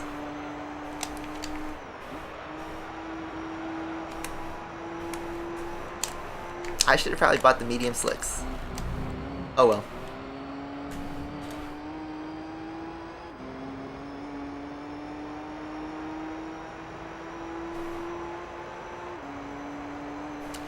I think it's not the worst event. But you need 40 to 50,000 tokens. Is that just to unlock it, or is that like to max it out? Okay, so is everybody pitting? The Pennzoil's pitting?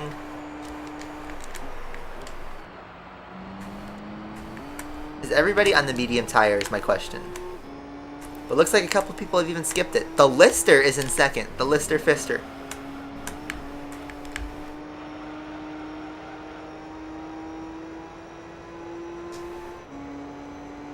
Need 100,000 tokens from Kieran.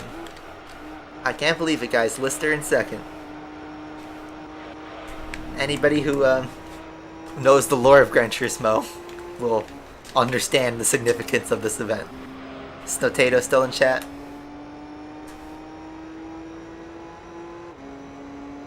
Haven't played Modern Combat in a while.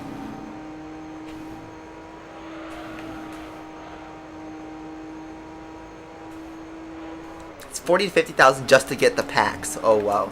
Okay, that's pretty steep.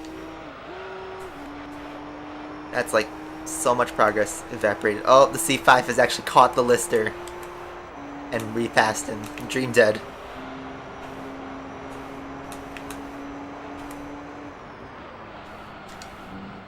Missing out some middies. Nice. Remakes in the soundtrack.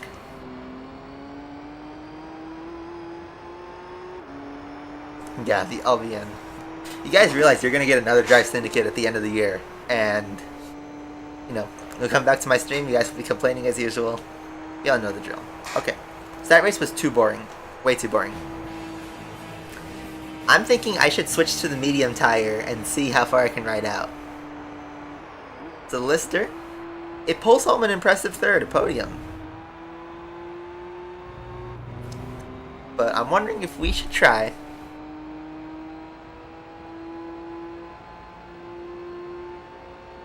We should try the medium tires from here on out.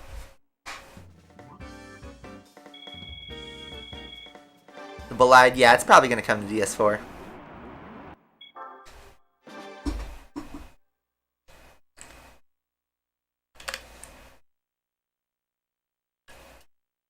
Okay, but no offense, but like saying, oh, because Furim said need 100,000, don't take that as your 100% locked. That's the only way response. Because I'm sure people could get, you know, luckier and whatnot. I'm thinking, just to make this spicier, let's switch to the mediums. This might be terrible, but let's see. If we lose this race, then oh well, we'll just switch back to the slicks. I should have bought both compounds though, the medium slick and the regular slick.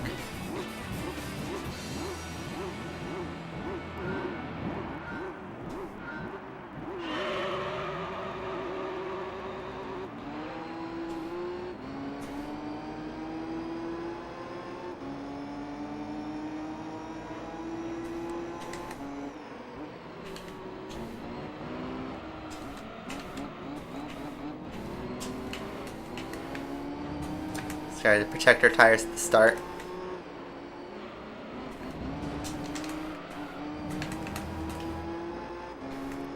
And let's try to pull up a gap. So my strategy will be to try and get as far ahead as I can so that if I do need to make a pit stop, we'll have enough of a gap to catch the Lister. Because the Lister seems to be good on its tires, but the GT cars don't.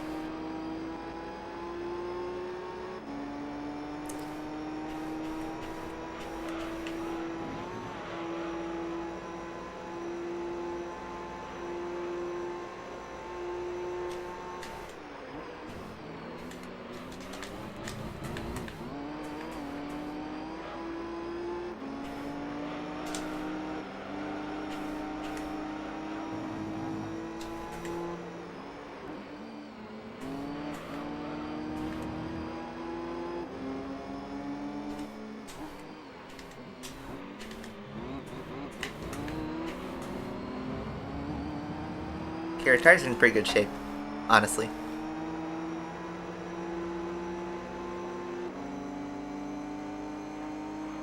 Yeah, Haspel 10's dead. Whoa, we're going right into the back of the C5. He's stopping way too much.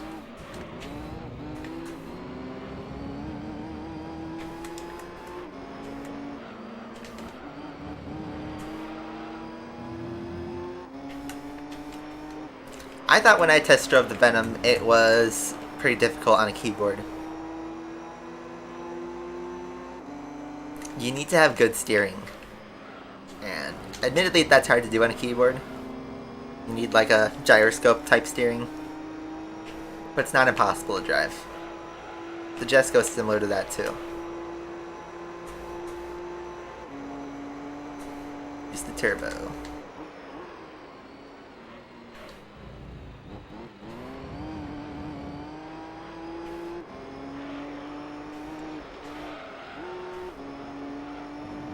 So yeah, our goal is to use this medium tire now that we're released.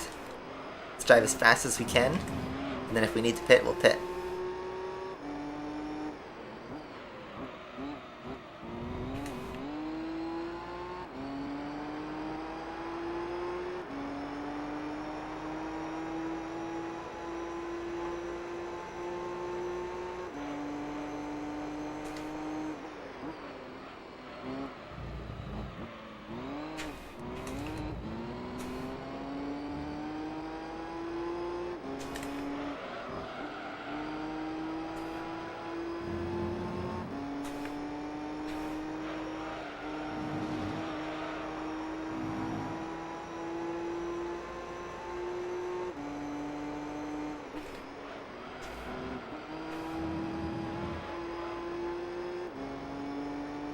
I ever do drifting? It's difficult, especially like on a controller. In this game, it's hard. I haven't seriously tried drifting. In GT4, 5, 6, in Sport, it's easier. But it's harder in this game because the game has a lot more of a loose physics engine.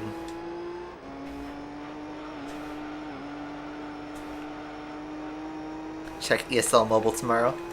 Are you in it? Are you commentating in it? I actually don't know though, so I assume there's an event going on tomorrow.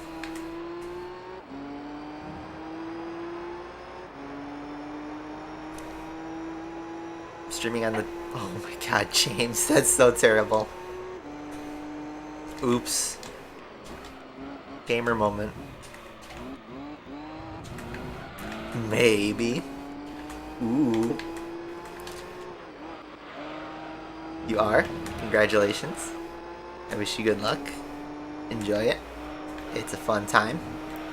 I assume they're doing it remotely, like commentary.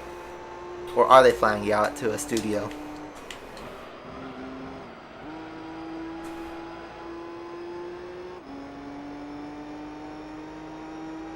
Yeah, PSP is hard to do, but PSP has a dedicated drift mode.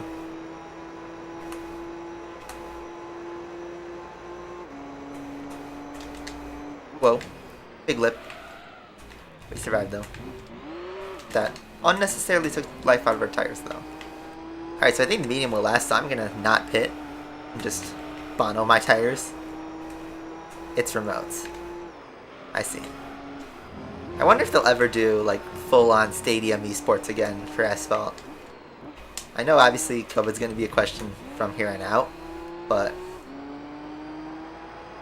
I wonder if they are just gonna give up on that model entirely. Did the Viper not pit? Looks like the Viper did not pit.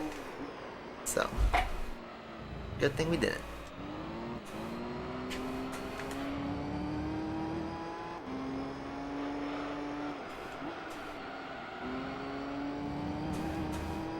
The tires are starting to drop off though.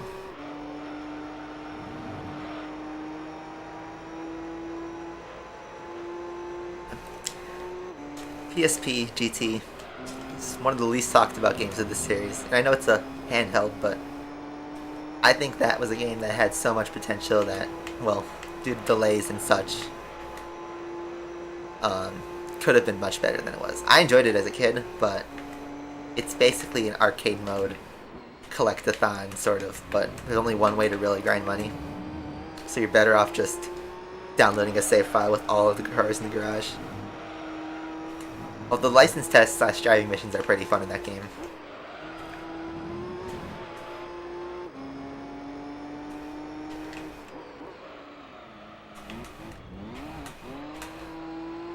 Alright, so we made it on medium tires, so I think I'm going to stick with that for the most part. Because it'll make our strategy a little bit interesting.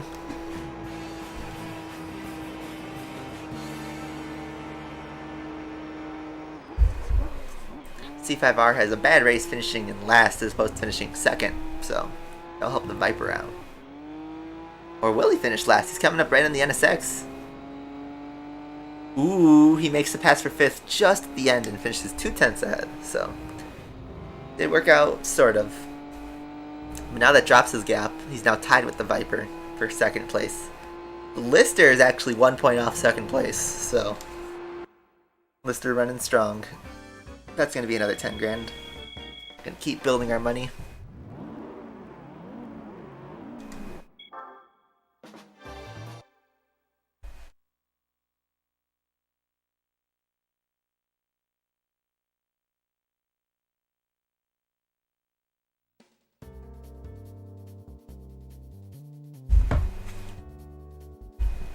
Apricot Hill. So this is the track that's hard on tires, so I think we might need to pit for this one. But let's try the mediums and see.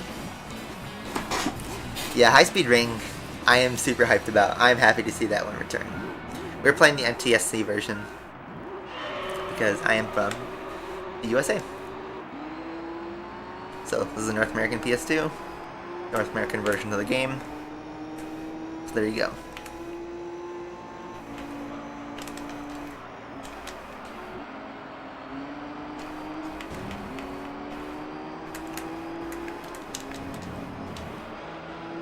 we are making quick work in the midfield, going straight to the GT cars.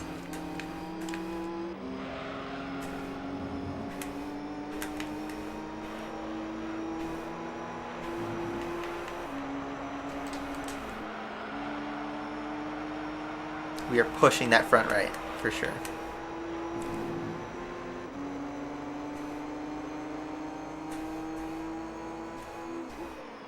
Yeah, we're using miles per hour too. Caught the slide.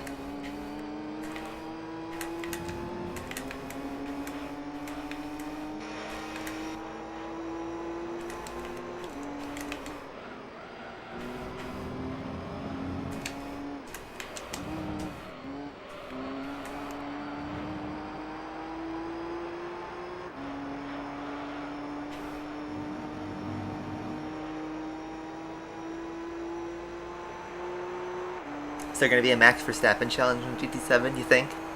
I know they did the Vettel challenges of GT5 and 6. You never know. That'd be great marketing.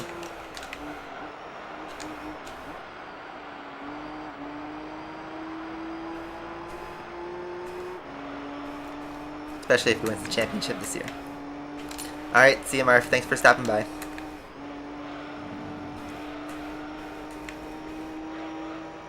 You think it's gonna play yellow? Oh yeah, when we fail a test again? I doubt they'll go that far, but who knows? Like I said before, this game seems to be heavily nostalgia based. So I know everyone says, "Oh, a fan service game is not the best," but I don't know. If it's done right, fan service is really cool. Because honestly, look at Gran Turismo 4. That game is a fan service game. And I'd argue it's the best racing game ever created. Because the music's all remixed from the old GTs. They brought all the classic tracks back except for Route 11.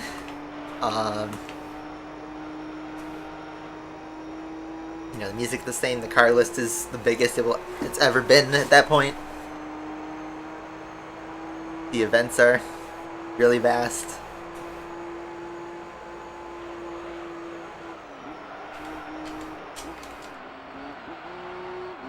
GT3, yes, if you hold L1 and R1, you get professional mode in arcade, but it does nothing for progression. Progression is not impacted by doing professional mode. In fact, I don't think you get anything. So you just do hard mode anyway. I know this game has the Lamborghini Diablo. It's not that it's rare in GT3, but it was only released in the Japanese version. So if you were to somehow have access to the Japanese version of the game, you could trade memory cards and buy the car. And mini spoiler, I happen to have a memory card that has the Diablo on it. I do have Forza Horizon 4. I haven't played it in like a year and a half. I got kind of bored of it. I did most of what the single player has to offer. See you soon. Yeah, Route 11 is one of those tracks that need to come back. Quickly take a water swig. Drinking and driving.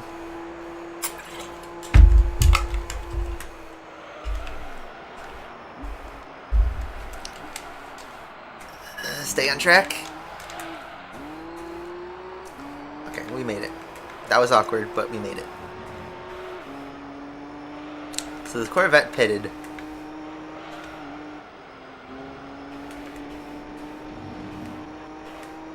Our tires are dropping off.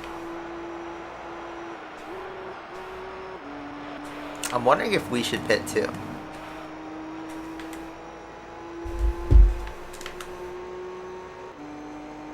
Each Gran Turismo version has a secret car. Not necessarily a secret car, but yes, they have a unique special car. That's pretty much only exclusive to that region. Should we pit?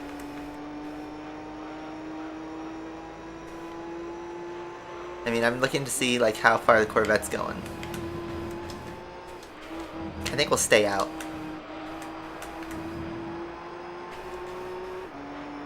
Try to survive. I mean, we are going to survive. Our tires are not red. That's not critical. I am excited for Horizon 5 though. So yep, the Viper pits. I think the Lister pitted too. Or no, the GTR pitted. The Lister stays out. The NSX looks like it stayed out too. Yeah, the Lister. Second place again. But it's going to lose out to the C5, I bet.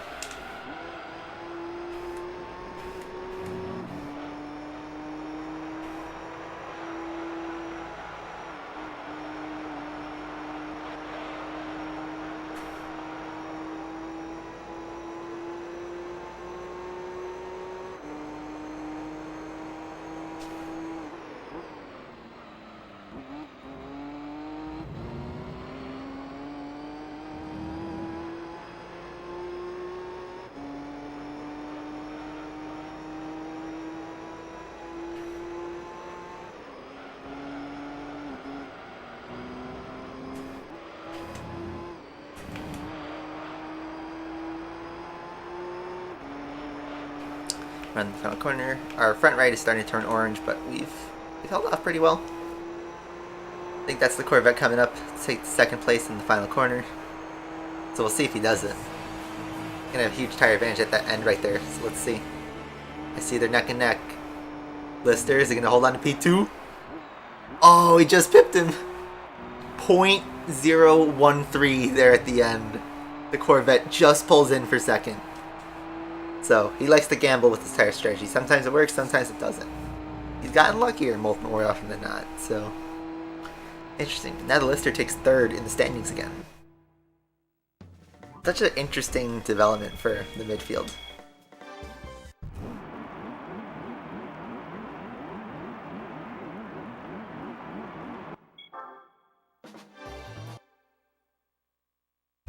GT1, I bet that will come back. At some point. I did do a stream of Spider-Man PS5 when it came out. Spider-Man 2 is not going to come out until 2023 though. Next is Deep Forest.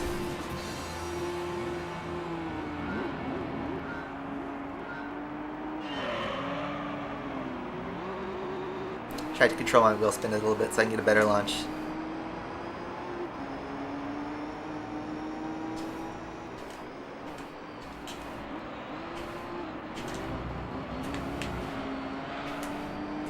Lister drops back.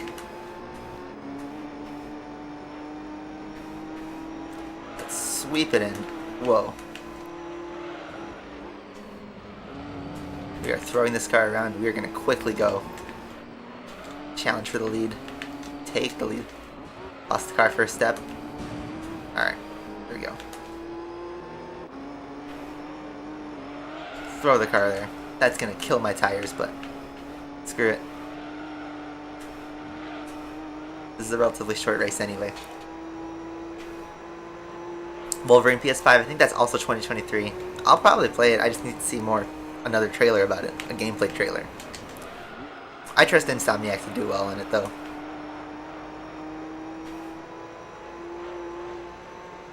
So, my take on GT7, at least from what they've shown, it's like GT4, but with GT7... It's kind of like what GT Sport should have been, sort of. Or at least what people expected of GT Sport to be back in the day.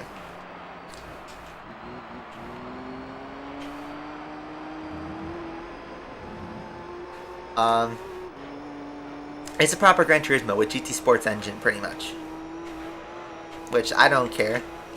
I like GT Sport's engine, so I don't mind it. Gran Turismo 1 and 2 obviously had the same engine. GT3 heavily took from GT2's engine. And then GT4 had a brand new engine, which GT5 and 6 based it off of. And GT Sport even uses some of GT4's engine a little bit.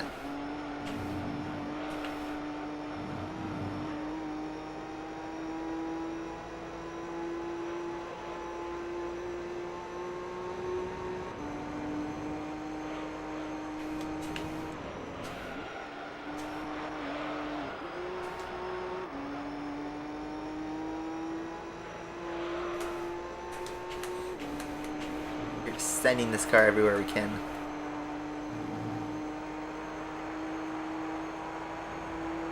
Yeah, the trailer The intro part of the trailer is so cool. But that's what I mean by it's a heavily nostalgia game. It's tingling at our, nostalgia. Looking at the GT1, GT2, GT3, GT4 type shots, especially that scene where it's the Porsche 917 spinning around like 5 different environments. It's the exact same style as the GT4 intro. And the last shot is where, it looks at the rear left of the car and it's looking at the outside of the garage. That's exactly the same as the shot from GT4. I think it's the exact same environment too. It is such a nostalgia trip, like goosebumps.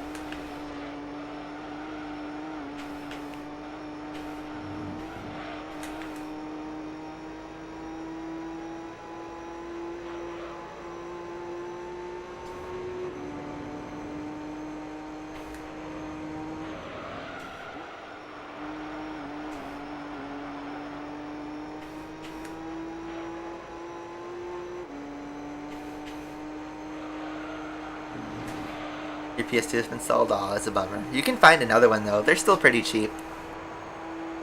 PS2s are cheap nowadays. The controllers are hard to find though. I've been looking for controllers forever and I can't find any in good shape. And I think we could have actually tried to buy the soft tires.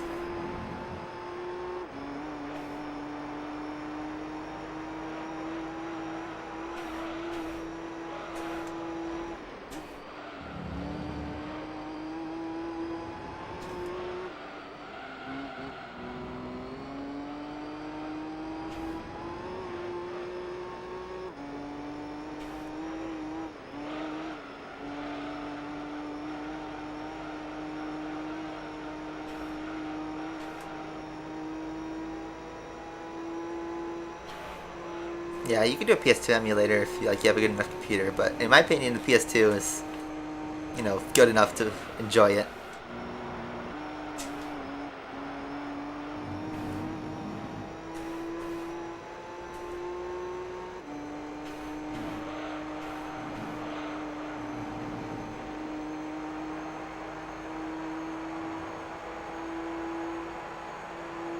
Alright, we didn't pit again. The Viper's gonna pit.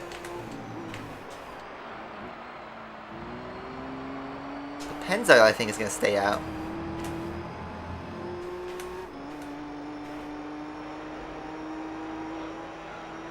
So basically, if the Corvette pits on lap 3, the Viper pits on lap 4. And then the Pennzoil might pit on lap 4. That seems to be the general pattern.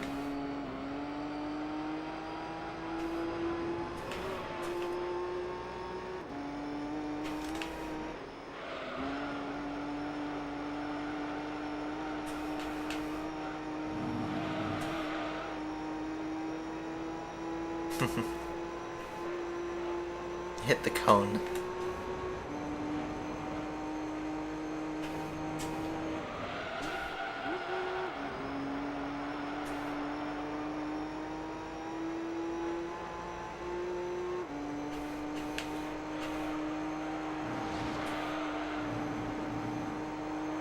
Easy peasy. I think it's gonna be a new fastest lap too.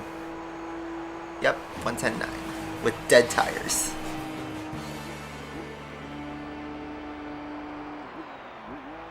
So the Corvette actually recovered to 3rd place, but the Pennzoil held on to 2nd. And the Viper is actually going to lose out big time getting last place with that lap 4 pit. So pitting is risky in this series. In my opinion, the best times to pit though are when you have the long tracks like Grand Valley and Route 11. Anyway, that's another dub on the medium tires. We didn't even need the slicks. Alright, so what do you guys think? Do you think we should get to race 5 and call it a day, or do you think we should just bang out the last 5 races? Your guys' call. Hey, I'm playing on a DualShock 2 too. It's only playing in like certain chord positions, but it still works. This is Route 5? Yeah. What do you guys think? There's 6 races to go. We're obviously going to do it this one. We're going to bang it out? Alright, we'll do that.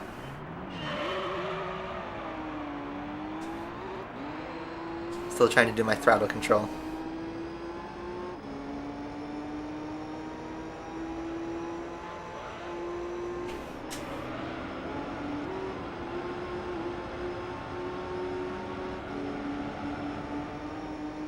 These races are going quicker.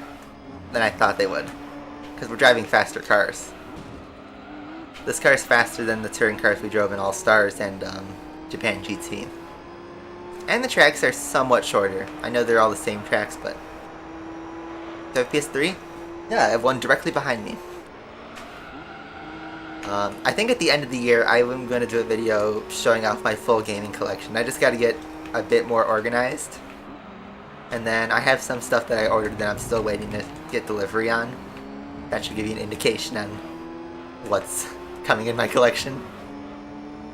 But I will show it off. But yes, I have every single PlayStation. 1 through 5, the Vita and PSP. I don't have the PS TV. I'm playing on a real PS2 Slim right now, though. That's how you guys are seeing. So the game looks this good on a PS2.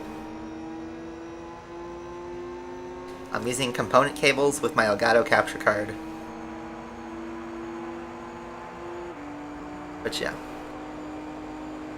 And I have... So I have two PS2s. I have the fat one that I had as a kid, and then that one... We thought it broke, so we got a Slim, but it turns out you just need to clean the laser, so... Both actually still work, but I'm just using the Slim because it's smaller. I know it's bad for discs, but... It just runs better than the fat one. I have two PS3s. I had a fat PS3 that my grandpa gave me when I was like 10. He had gotten it in like 2006 or whenever it released and never really used it. So it got the yellow light of death kind of quickly. So then we got a PS3 Slim. And I still have the fat PS3, but I haven't turned it on in like 9 years, something like that. 9-10 years. I could mod it. That's something we could do. But I was actually thinking, for modding a system, I was going to pick up a PS3 Super Slim, because I don't have that, and mod that one. And then, I never played the PSP Go. I know what you're talking about. It was a Sony Xperia, and it had a PSP built in the slider. I wanted that when I was a little kid, but, I mean, obviously nowadays I wouldn't really use it. It would just drain the battery. Pretty cool though that that phone exists as a gaming phone with controllers and stuff. And I hear the controls were actually pretty good. Pretty good for a phone. Just ahead of its time.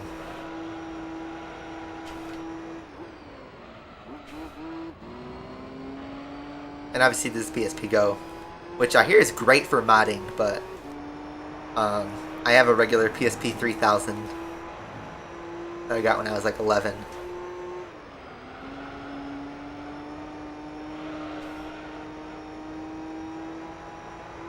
You should clean the dust of my fat PS3. Yeah, it's been sitting in my basement for 9 years. It's really dusty.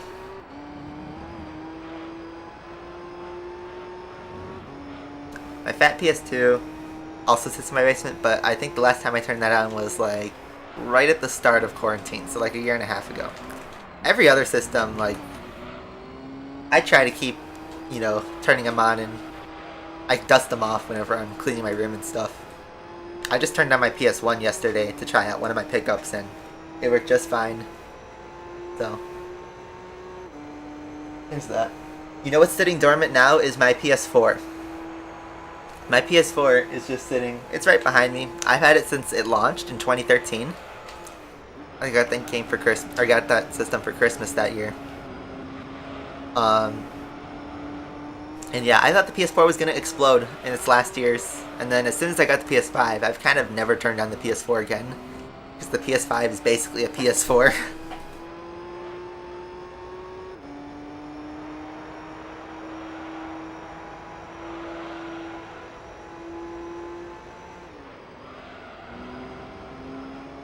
Did you say the keyword? What am I going to do in the next stream? We're probably going to do some of the Professional League stuff. I haven't fully decided, so here's the issue we're going to come up with once we finish this series. We have to do Rally at some point. At some point we have to do the Rally League. My original plan was to do it after we finish IB. I'm wondering though if we should do it in between when we do Amateur League and when we do Professional League events. Because there's a bunch of IB races in Professional League. that we can do. But the question is, do we do Rally League in between then? The Rally League is completely separate from the rest of the game.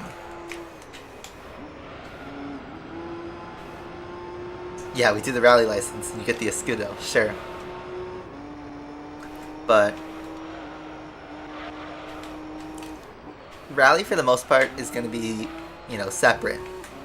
Endurance League I'll probably do scattered in between when we're doing the IA license events in Professional League. I won't do them at the end, because there's some championships I want to try out with some of the endurance cars.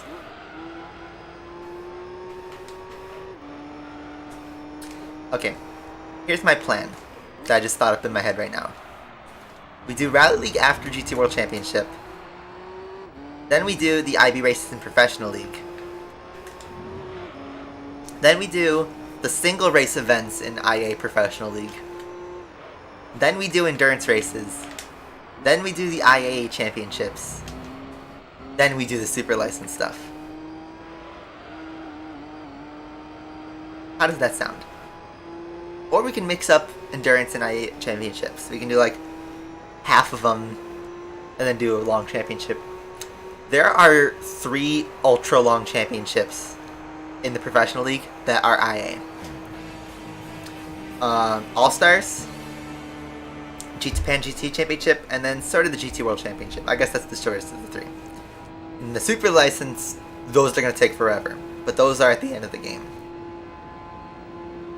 You can do anything you want. I guess it is my decision ultimately, so. We take another easy win. The NSX actually comes home in second. So it looks like everybody's getting their share of good results, except for the Lister. Lister's just hanging around the midfield. He's tied for 3rd now. So, let's see.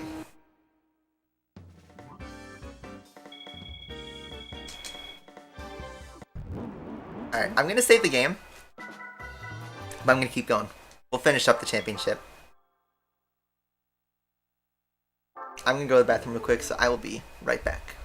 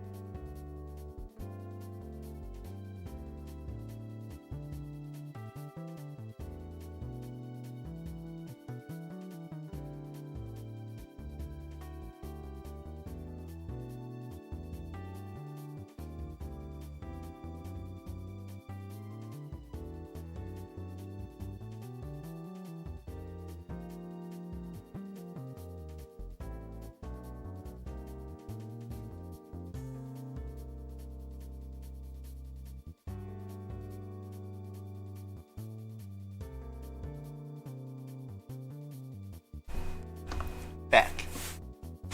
Hey look, it's that track that's coming to GT7. Trial Mountain.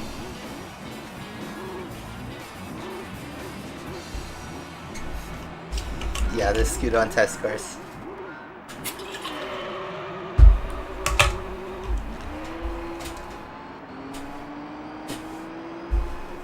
Alright. Let's finish up this championship. Do I ever do the dance or do the intro of the show? Maybe when I was a little kid. You know Total Drama Island? I memorized that theme song. I still know most of it.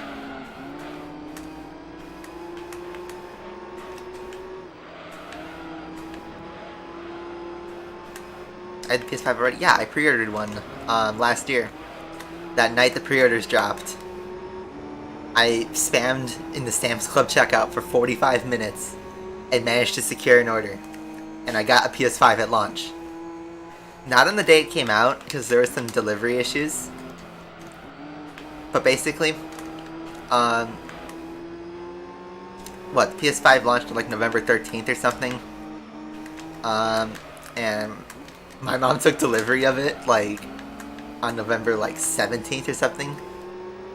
So a few days after the PS5 came out technically.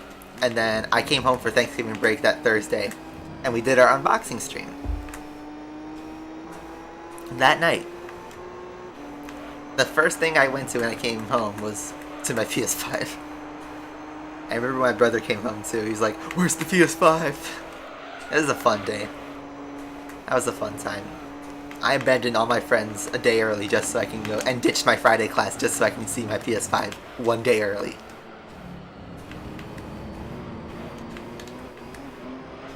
So, should we prefer PS4 or PS5? I mean, right now the PS5 doesn't have too much games for it. Really just Demon Souls and Ratchet and Clank right now. Eventually we'll get some exclusive games, but even GT7 and God of War will be releasing on PS4. So, in my eyes, right now the PS5, since it's backwards compatible with the PS4, it's basically a souped up PS4 Pro. That's how I see it. Which I don't really mind. Considering how hard it is to find the system now in a shop or online, you know, I'm glad I have it now. And I actually use it. I'm not scalping it or flipping it, you know, like a lot of people online are doing. That's scummy. There are so many PS5s that are just going to lay dormant, sealed in the box. And then in 25 years, people can be like, "Hey, look, here's a PS5, brand new, sealed. Please give me $20,000 for it." You know, something like that. Even though, I'm going to pause for a second, even in the video. Look, guys. I have the box in perfect shape right there. It's in perfect shape. So if I really wanted to resell the PS5 and flip it like that, I'd just, well, put it back in the box. I still have all the packaging and everything in that box.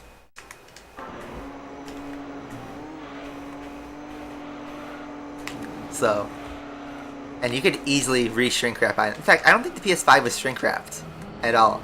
It just was the box like that. There was a piece of tape that, yeah, you had to break off to open. But you guys saw what we did in that stream. Just opened it. I put the box back together after that stream. And, yeah, sits on my shelf proudly with my other PlayStations. Ever since I got my PS3 Slim, I've kept every single box to all the systems I have. So, and then my parents also kept the box to my PS2, which I'm happy for, because that looks nice on my shelf. But yeah, I had the box to my PS3, my PS4, the PS4 Pro, the Xbox 360, the Xbox One, although I don't think the Xbox One's there anymore, it's in the basement. My PS Vita. Unfortunately, my PSP box got lost somewhere. I don't know where it is.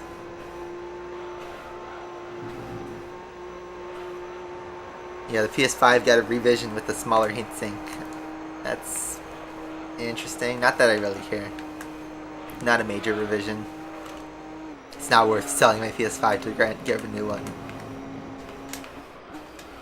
I think eventually we'll see a PS5 Slim. Eventually. In a few years. That's a nice slide. I have multiple consoles? Yeah, because if you could tell, I like video games. You know, something I always like to ask people who played Asphalt was, why do you play Asphalt? Because for me, I love driving games. And I thought Asphalt was a fun driving game to play.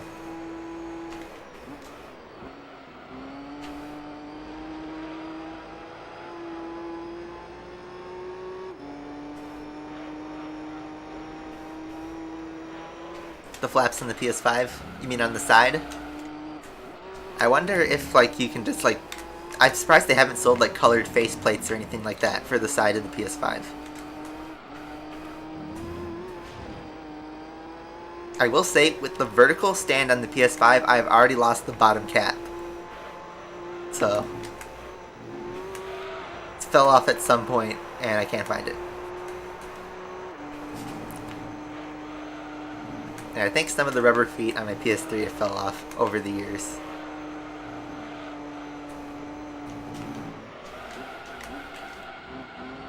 Doing a big slide, murdering our tires, just for the fun of it.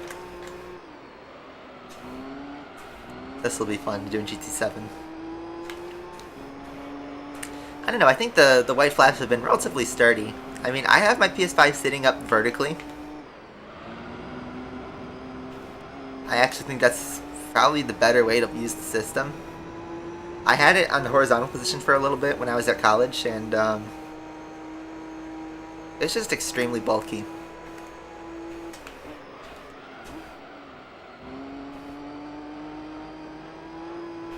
What if there's a GT7 Collector's Edition? You know, one thing I don't have for Gran Turismo are the Collector's Editions, really. I have the Steelbook for GT Sport, but I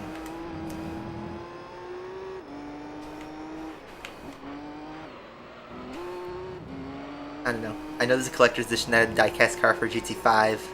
There's a GT6 and Sport Collector's Edition that released in Europe. Anyway. Big gap. We win again. Race 6. The Lister did not do so hot. But the Castrol Musion NSX coming in. Second place again. It's starting to catch up to the GT cars.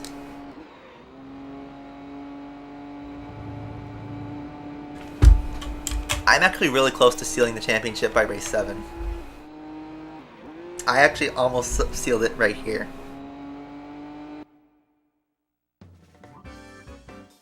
Anyway. Here we go. That's not a good thumbnail shot.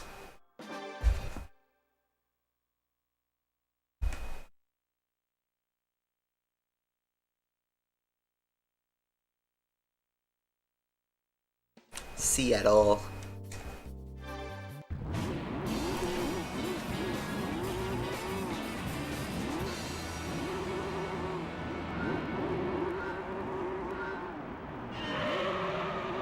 Look at that launch on the NSX.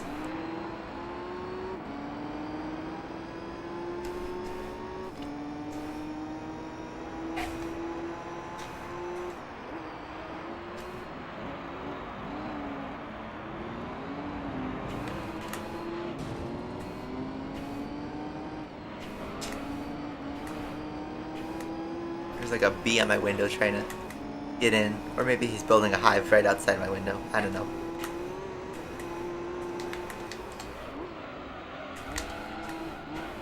Big slide. That took some life out of the tires. Lister coming up. Maybe going for a pass. Just a sniff.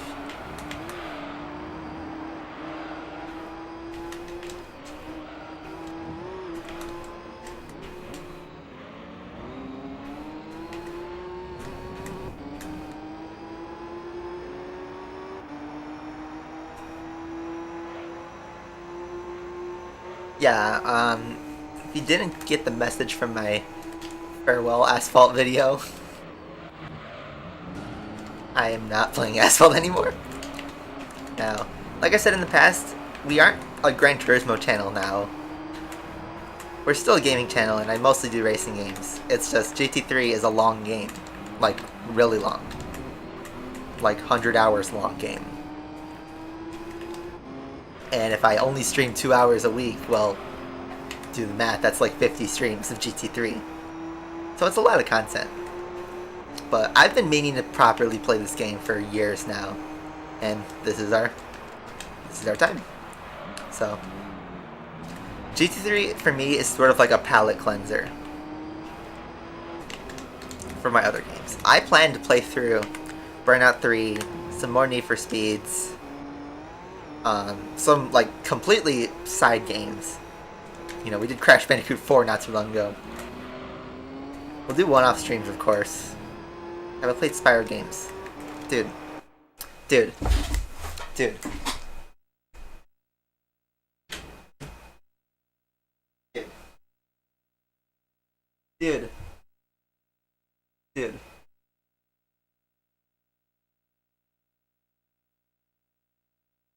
Sorry for the video archive.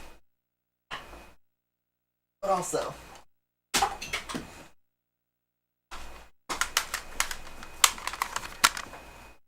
Yes.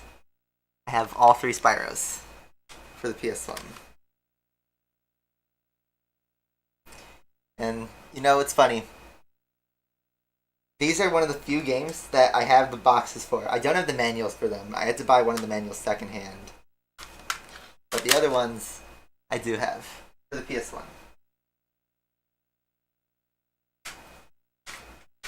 Let's put these back.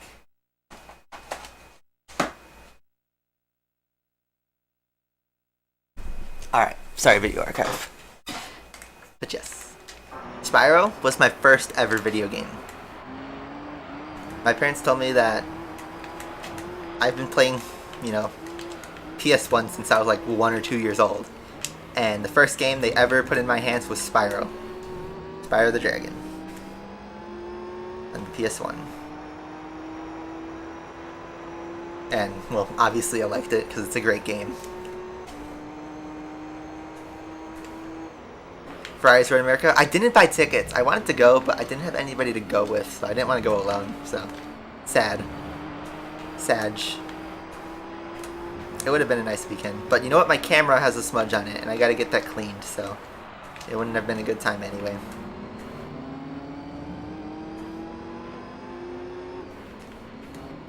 Ooh, got a bump.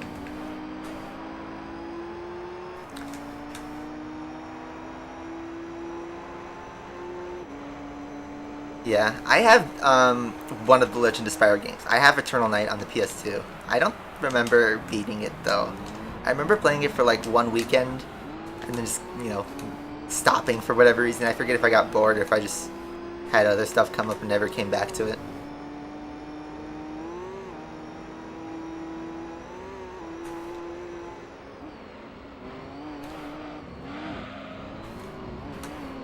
I'm just driving very sloppily.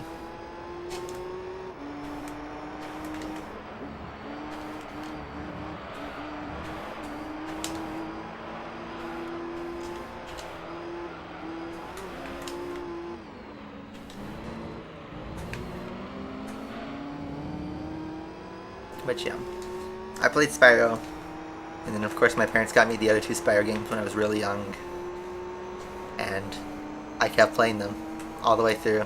Even as a teenager, I still enjoy them as an adult. I know the game, like, the Reignite trilogy is the best way to experience them, but I love the PS1 games. They are so good.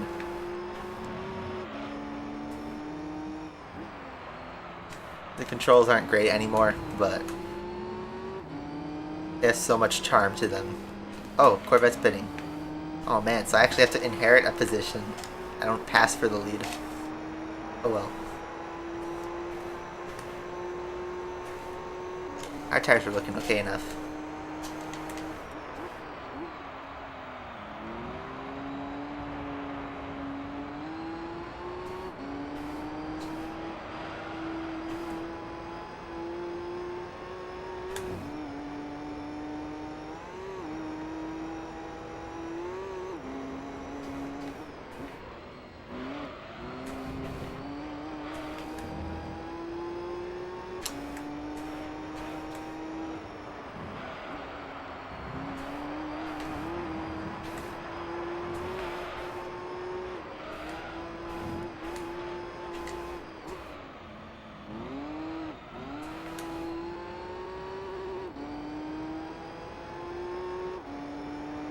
Alright. So just going through this championship.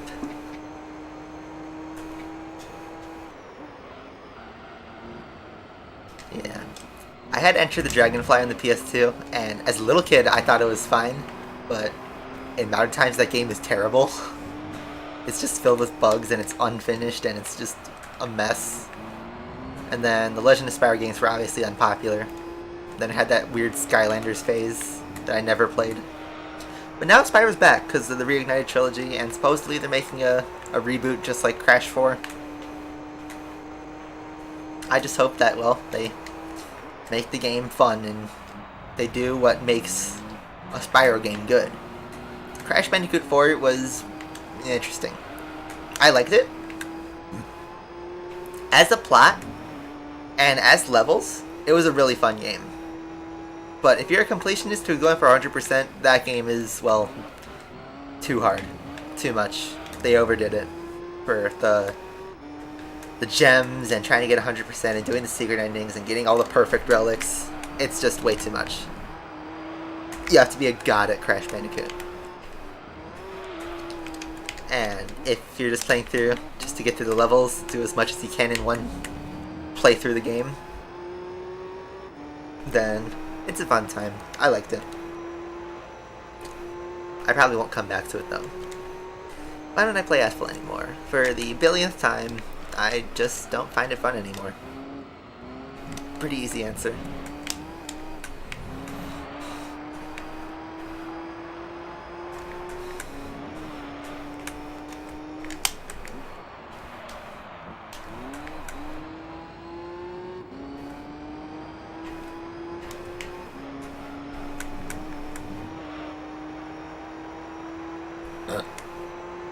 There we go. Easy dub. I think that guarantees the championship too. About to hit 32 hours, by the way.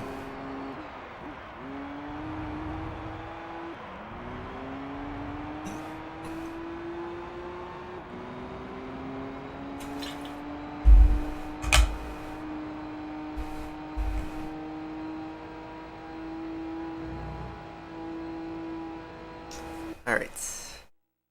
Yeah, we got a big gap. 40 points with 3 races to go. You can just chill out for the rest.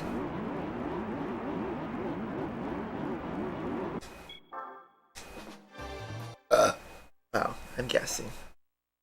I'm about to have a heart attack? I don't know. Spyro PS1 is relaxing music. Yeah, I love the soundtrack. And it's made by the drummer from The Police, Stuart Copeland. He does a great soundtrack. So, I hope they bring him back if they're doing another game. I know they brought him back for Reignited.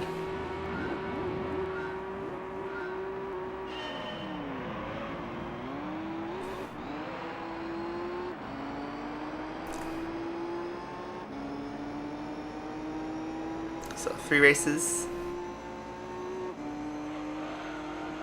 Whoa. I don't know why they broke so aggressively for that corner, but they did. You could have taken that flat out. Oh well.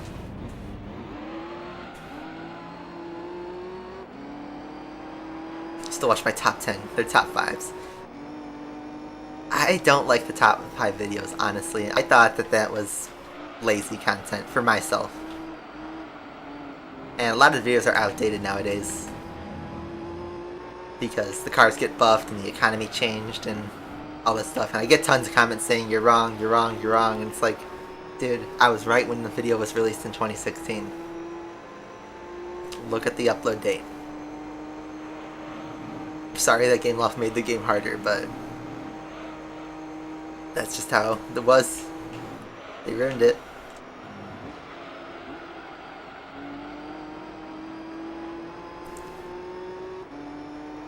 Okay, so the field is actually spread out quite a bit here. I might have to win on tire strategy. But there is no tire strategy, we're on the mediums. But then they don't brake hard for this corner.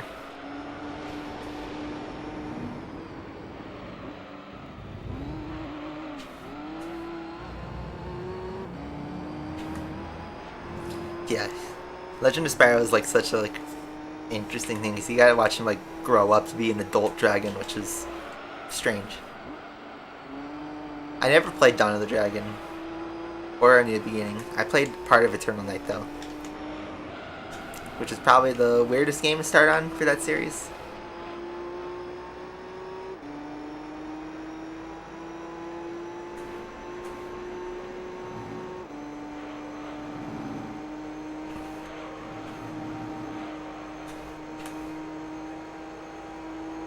And then one of the Spire games I never played, which I probably should have at some point, was The Hero's Tale. But I just never got it.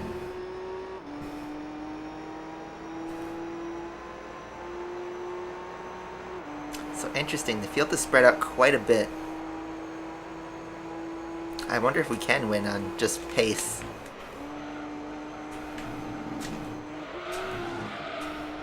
I'm trying to send it as much as I can into these corners.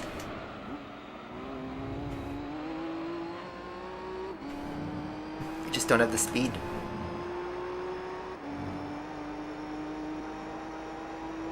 Five seconds for the Viper.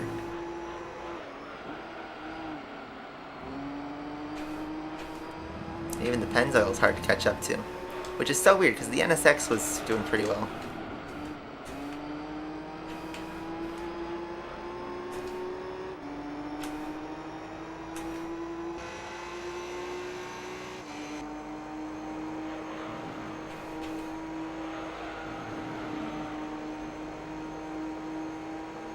If the Corvette pits, we should be good.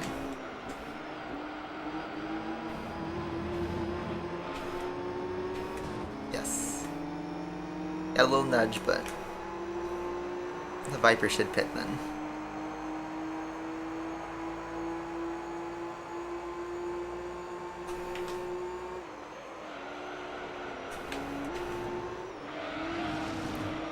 Trying to move on the inside.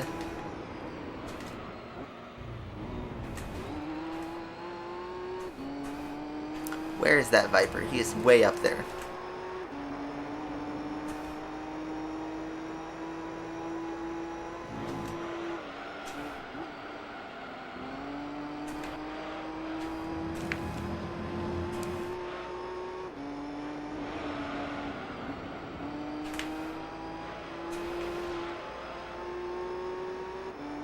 Gap's now 3 seconds.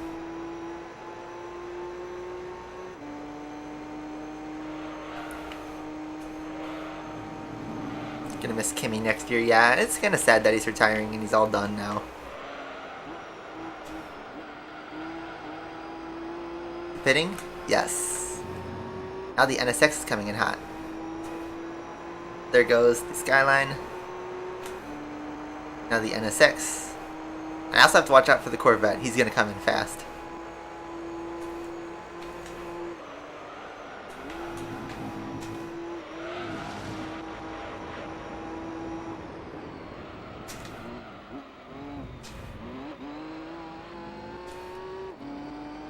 There's the Lister and the NSX just chilling out behind me. I'm looking out for that Corvette. There he is. He's gonna be really fast. And my tires are dead.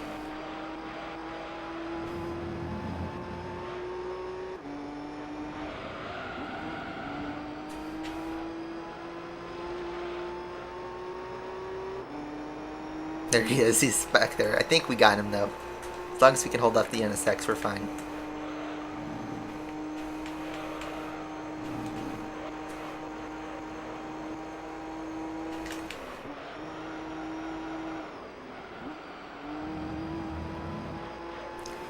There he is. Corvette coming right up. Going in hot. And they're all kind of in a line at the end. The Viper's caught up even. Anyway, we take that win. Kind of unconventional way, but we got it. A win's a win. We did strategy there. No stopping. Unisex picks another 6 points. Gonna come alive in this series. But I think with 2 races to go, the Corvette's all but got it. We're at 1.1 million credits now.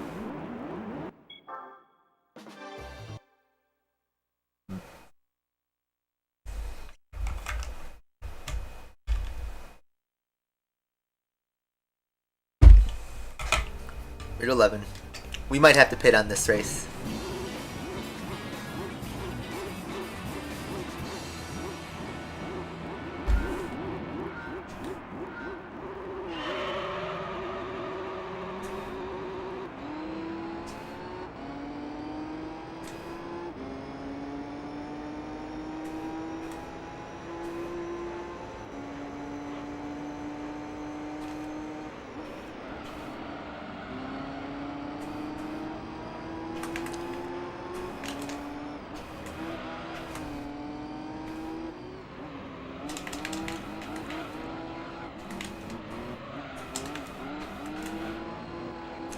little bit of a step out there.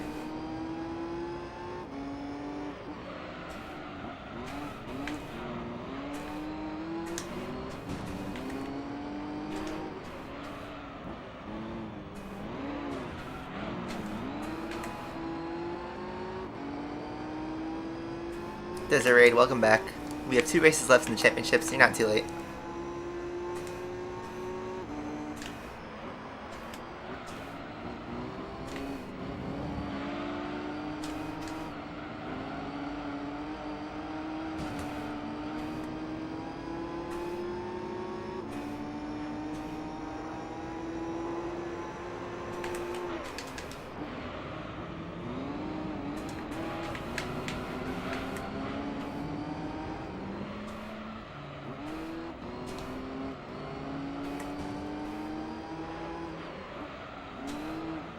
Whoa.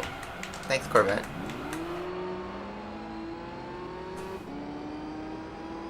The guy who quit his $100,000 job to work for Logan Paul. I think that's actually a fake video, in my personal opinion. He did it so he can get the headline. Because if he really had a $100,000 job, who would actually quit it? How did he get to a spot where he'd make $100,000 anyway? They have horsepower. They do have an upgrade now. Or it's rubber banding.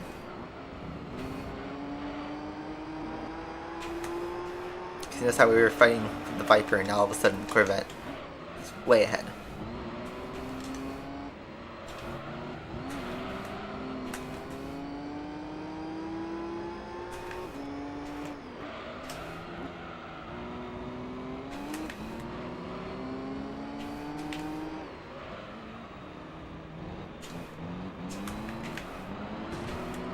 Could have had a good exit.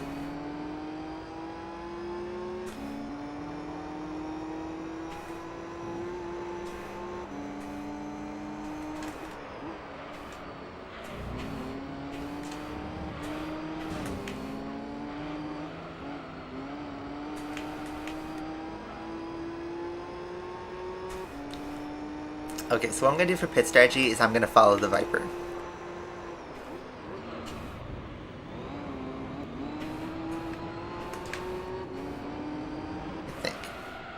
You like this track? Yeah, it's a fun track to drive, but the AI kind of suck around it, so it's mixed in GT3. This would be really fun on a wheel though, and that Ferris wheel though.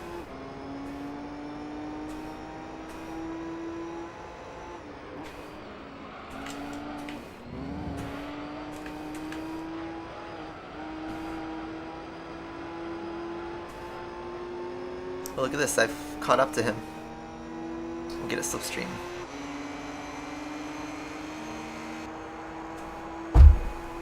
PvP Pro, welcome.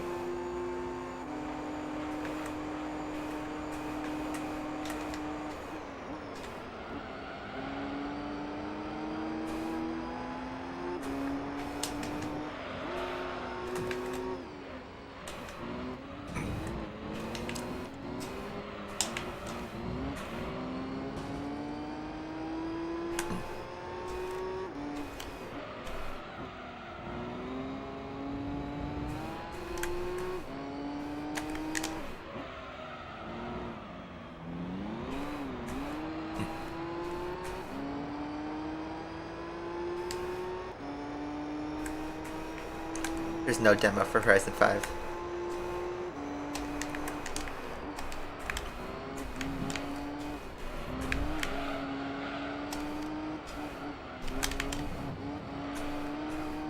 So look, our tires are already solid yellow at the end of lap 3. I'm thinking for tire strategy, let's pit and see what happens. We have the championship secured, so if I lose this race, oh well. I want to make things a little spicy.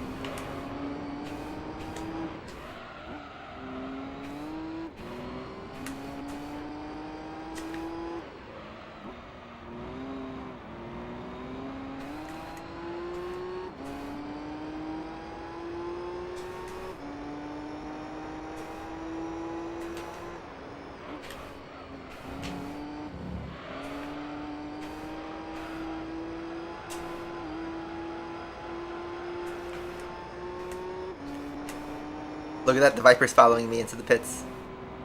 So is this the first pit stop of our game? It might be. But there go the JGTC cars.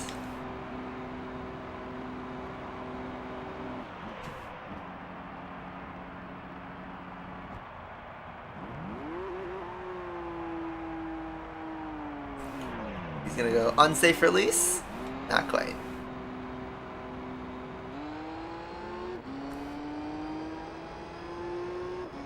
So we're gonna be released out in the clear air with fresh tires. And we have to make up basically 15 seconds on the skyline and the NSX.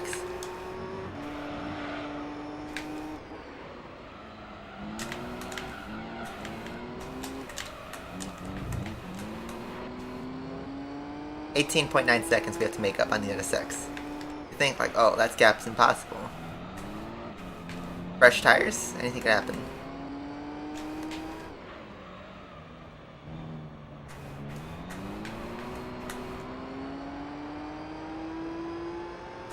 But it is like F1.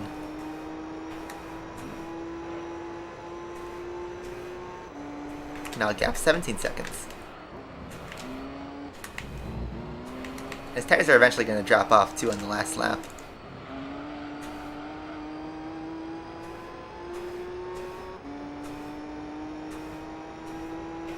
We just gotta drive fast.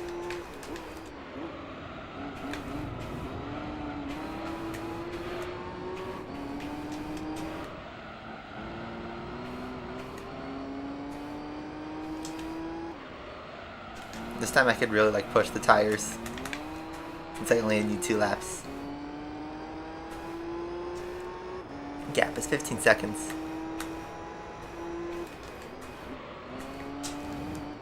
So the Pennzoil pits, but I think the NSX skipped. Lister doesn't pit though. Or the Lister pits. So it's just the NSX that stayed out. So we'll take at least 2nd place. Let's see, now the gap's 13 seconds.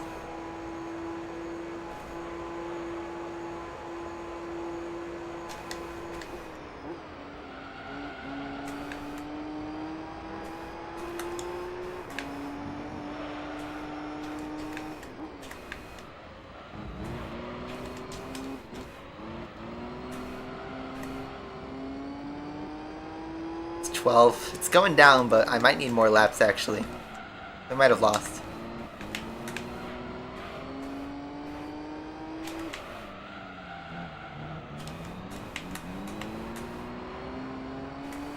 He's just at the end of that corner.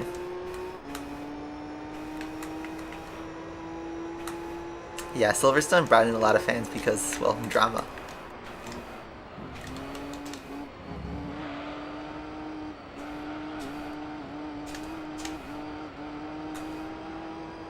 Trying to drive as fast as I can, but it's just not enough. I'm catching up, but not good enough.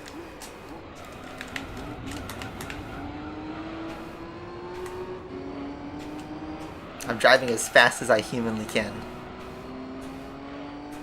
I'm gonna see him on the finish line. I won't pass him.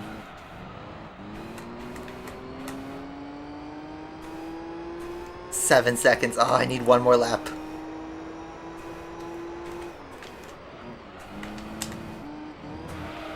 Not gonna be enough. I don't think he pits on the straight either. Oh well.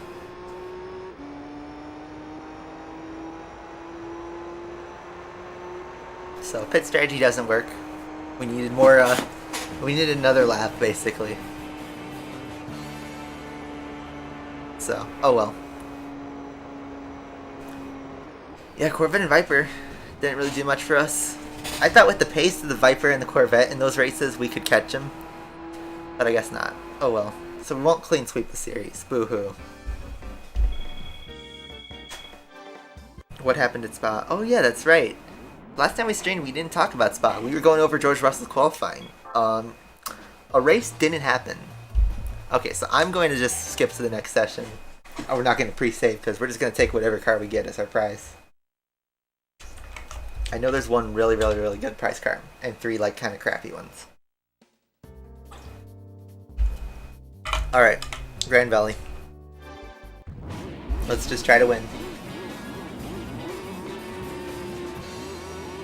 We could have tried the slick tires on Route 11, but I was bored and wanted to try a pit strategy. But turns out, staying out is overpowered in this game. It could be because of rubber banding AI and whatnot.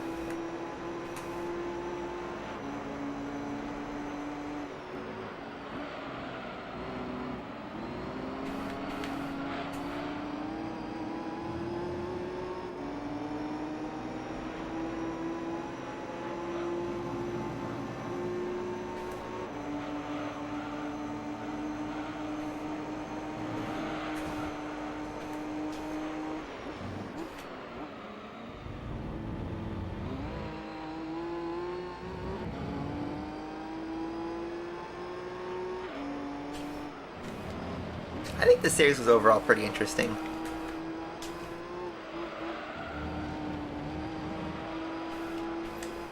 Yeah, George Russell got a podium, but he didn't really have to drive for a podium finish, so it's weird.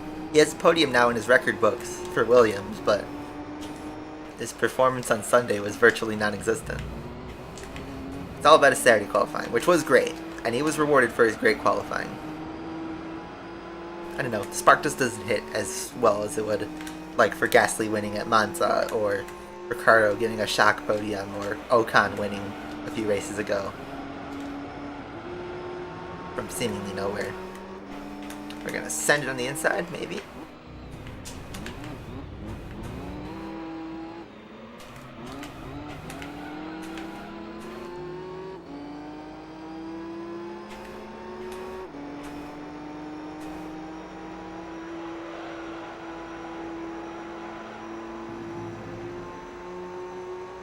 Espin got the fastest lap, but fastest lap wasn't recorded because there were no racing laps.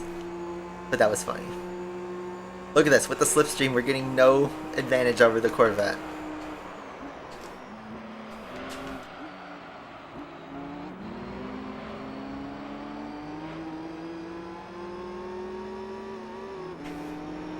Who's my favorite F1 driver? Vettel. Seb, Ashton, Vettel. And mostly for Gran Turismo 5 and 6, honestly.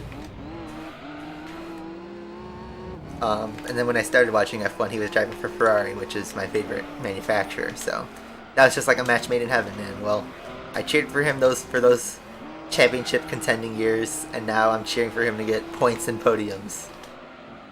Hoping for one more win, one more title maybe.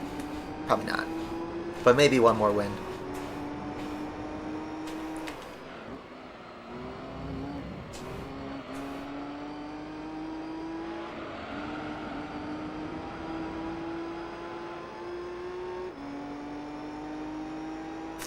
Yeah, Hamilton with his classic team radio of someone dropped a bomb in his toilet. It smelled nasty. That was just really funny and out of place.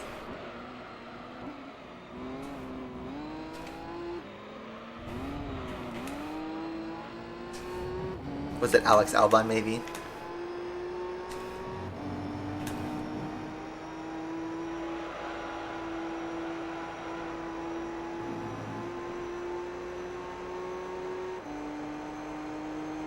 Corvette is pitting after only 2 laps. Wow.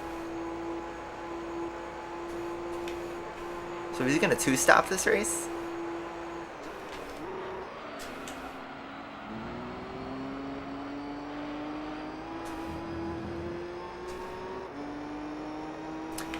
Yeah, he changed to Aston Martin this year.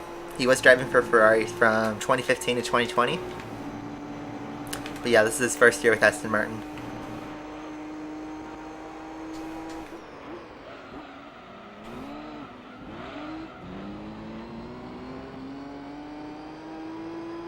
Yeah, the half point messed up the aesthetic of the leaderboard. So now we need another half point race so that we can fix it.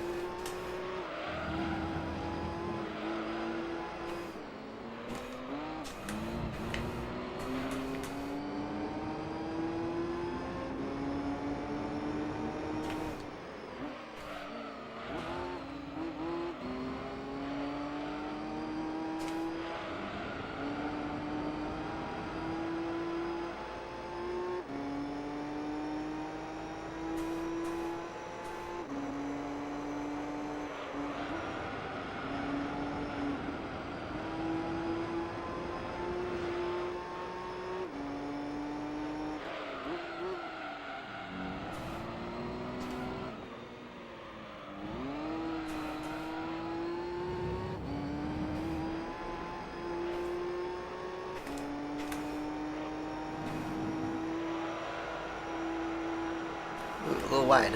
Tried to push the tires and that didn't really work. Oh, hey, it's me in the NSX again. And the Corvette is caught back up.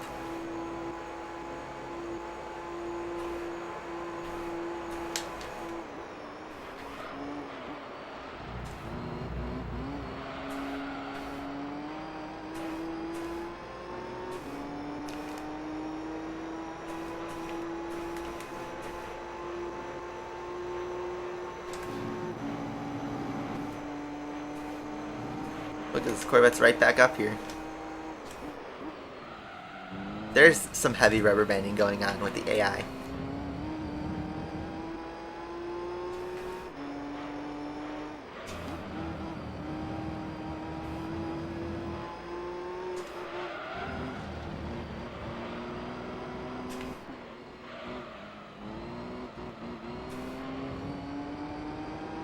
Yeah, last week was a pretty boring race, but it was the Dutch Grand Prix, so Max had a good day. We'll have a good day tomorrow, I bet. I don't know. On Fantasy GP, I put Lando Norris as winning the race. My podium prediction was Norris, Verstappen, Leclerc. And that doesn't seem too unlikely tomorrow. It could happen.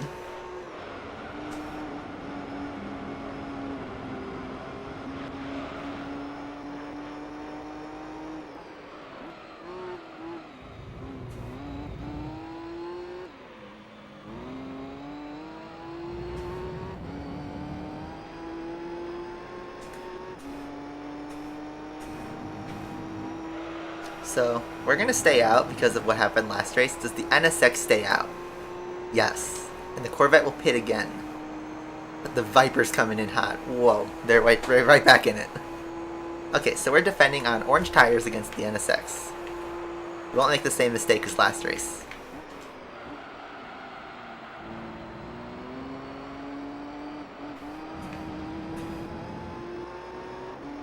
But yep, the Viper and GTR are back. The Viper is gonna challenge for second. Probably gonna try and challenge my position too.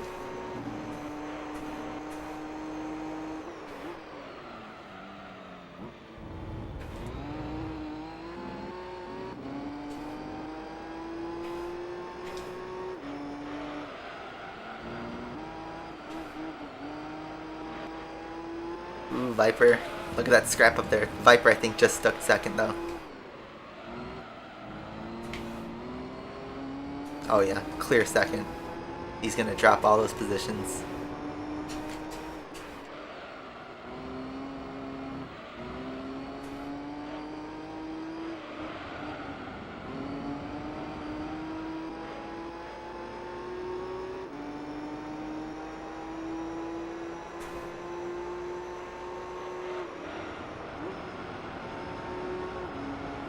Oh lord, Viper coming.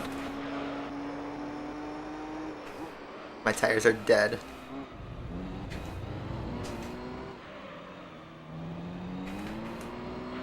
We just gotta yeet it one more time.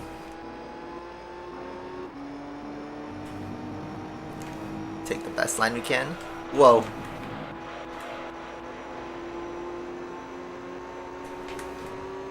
I just had to do that. Sorry, buddy. I wasn't gonna let that happen. That was a lot closer than I wanted it to be. But that caps off the championship. 0.06. That Viper was going in hot. But yep, the NSX pits the C5 for second place, actually. The Lister holds on to 5th place. Amazingly doesn't come in last, so good job, Lister. All in all, pretty close championship. Besides me, of course. So, there we go. 10,000 credits in the bag. Again. That was a fun series. Now it's time to get our prize. So, first off, we're gonna get a big trophy. Not a guy spraying champagne, but it's just a good old trophy that says Gran Turismo on it. And 100,000 credits. A sandwich with GTR buns, yep. Alright. What is our prize car for winning the entire series though? The championship. I see a thing with the wing.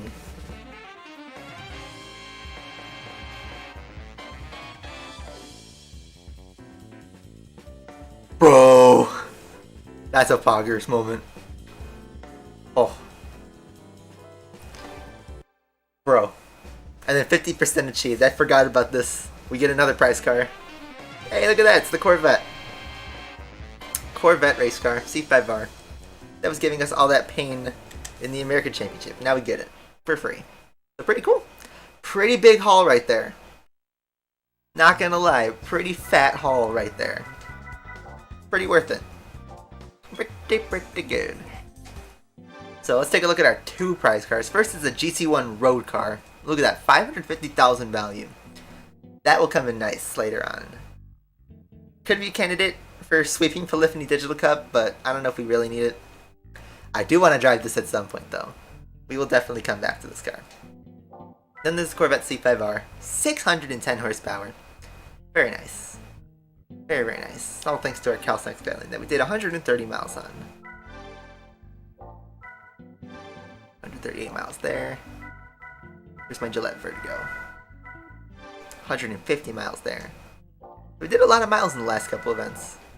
Now percent is 51.3%. So that caps off the amateur league for the most part. So I'll figure out what to do next week. So with that, that'll be the end of the segment.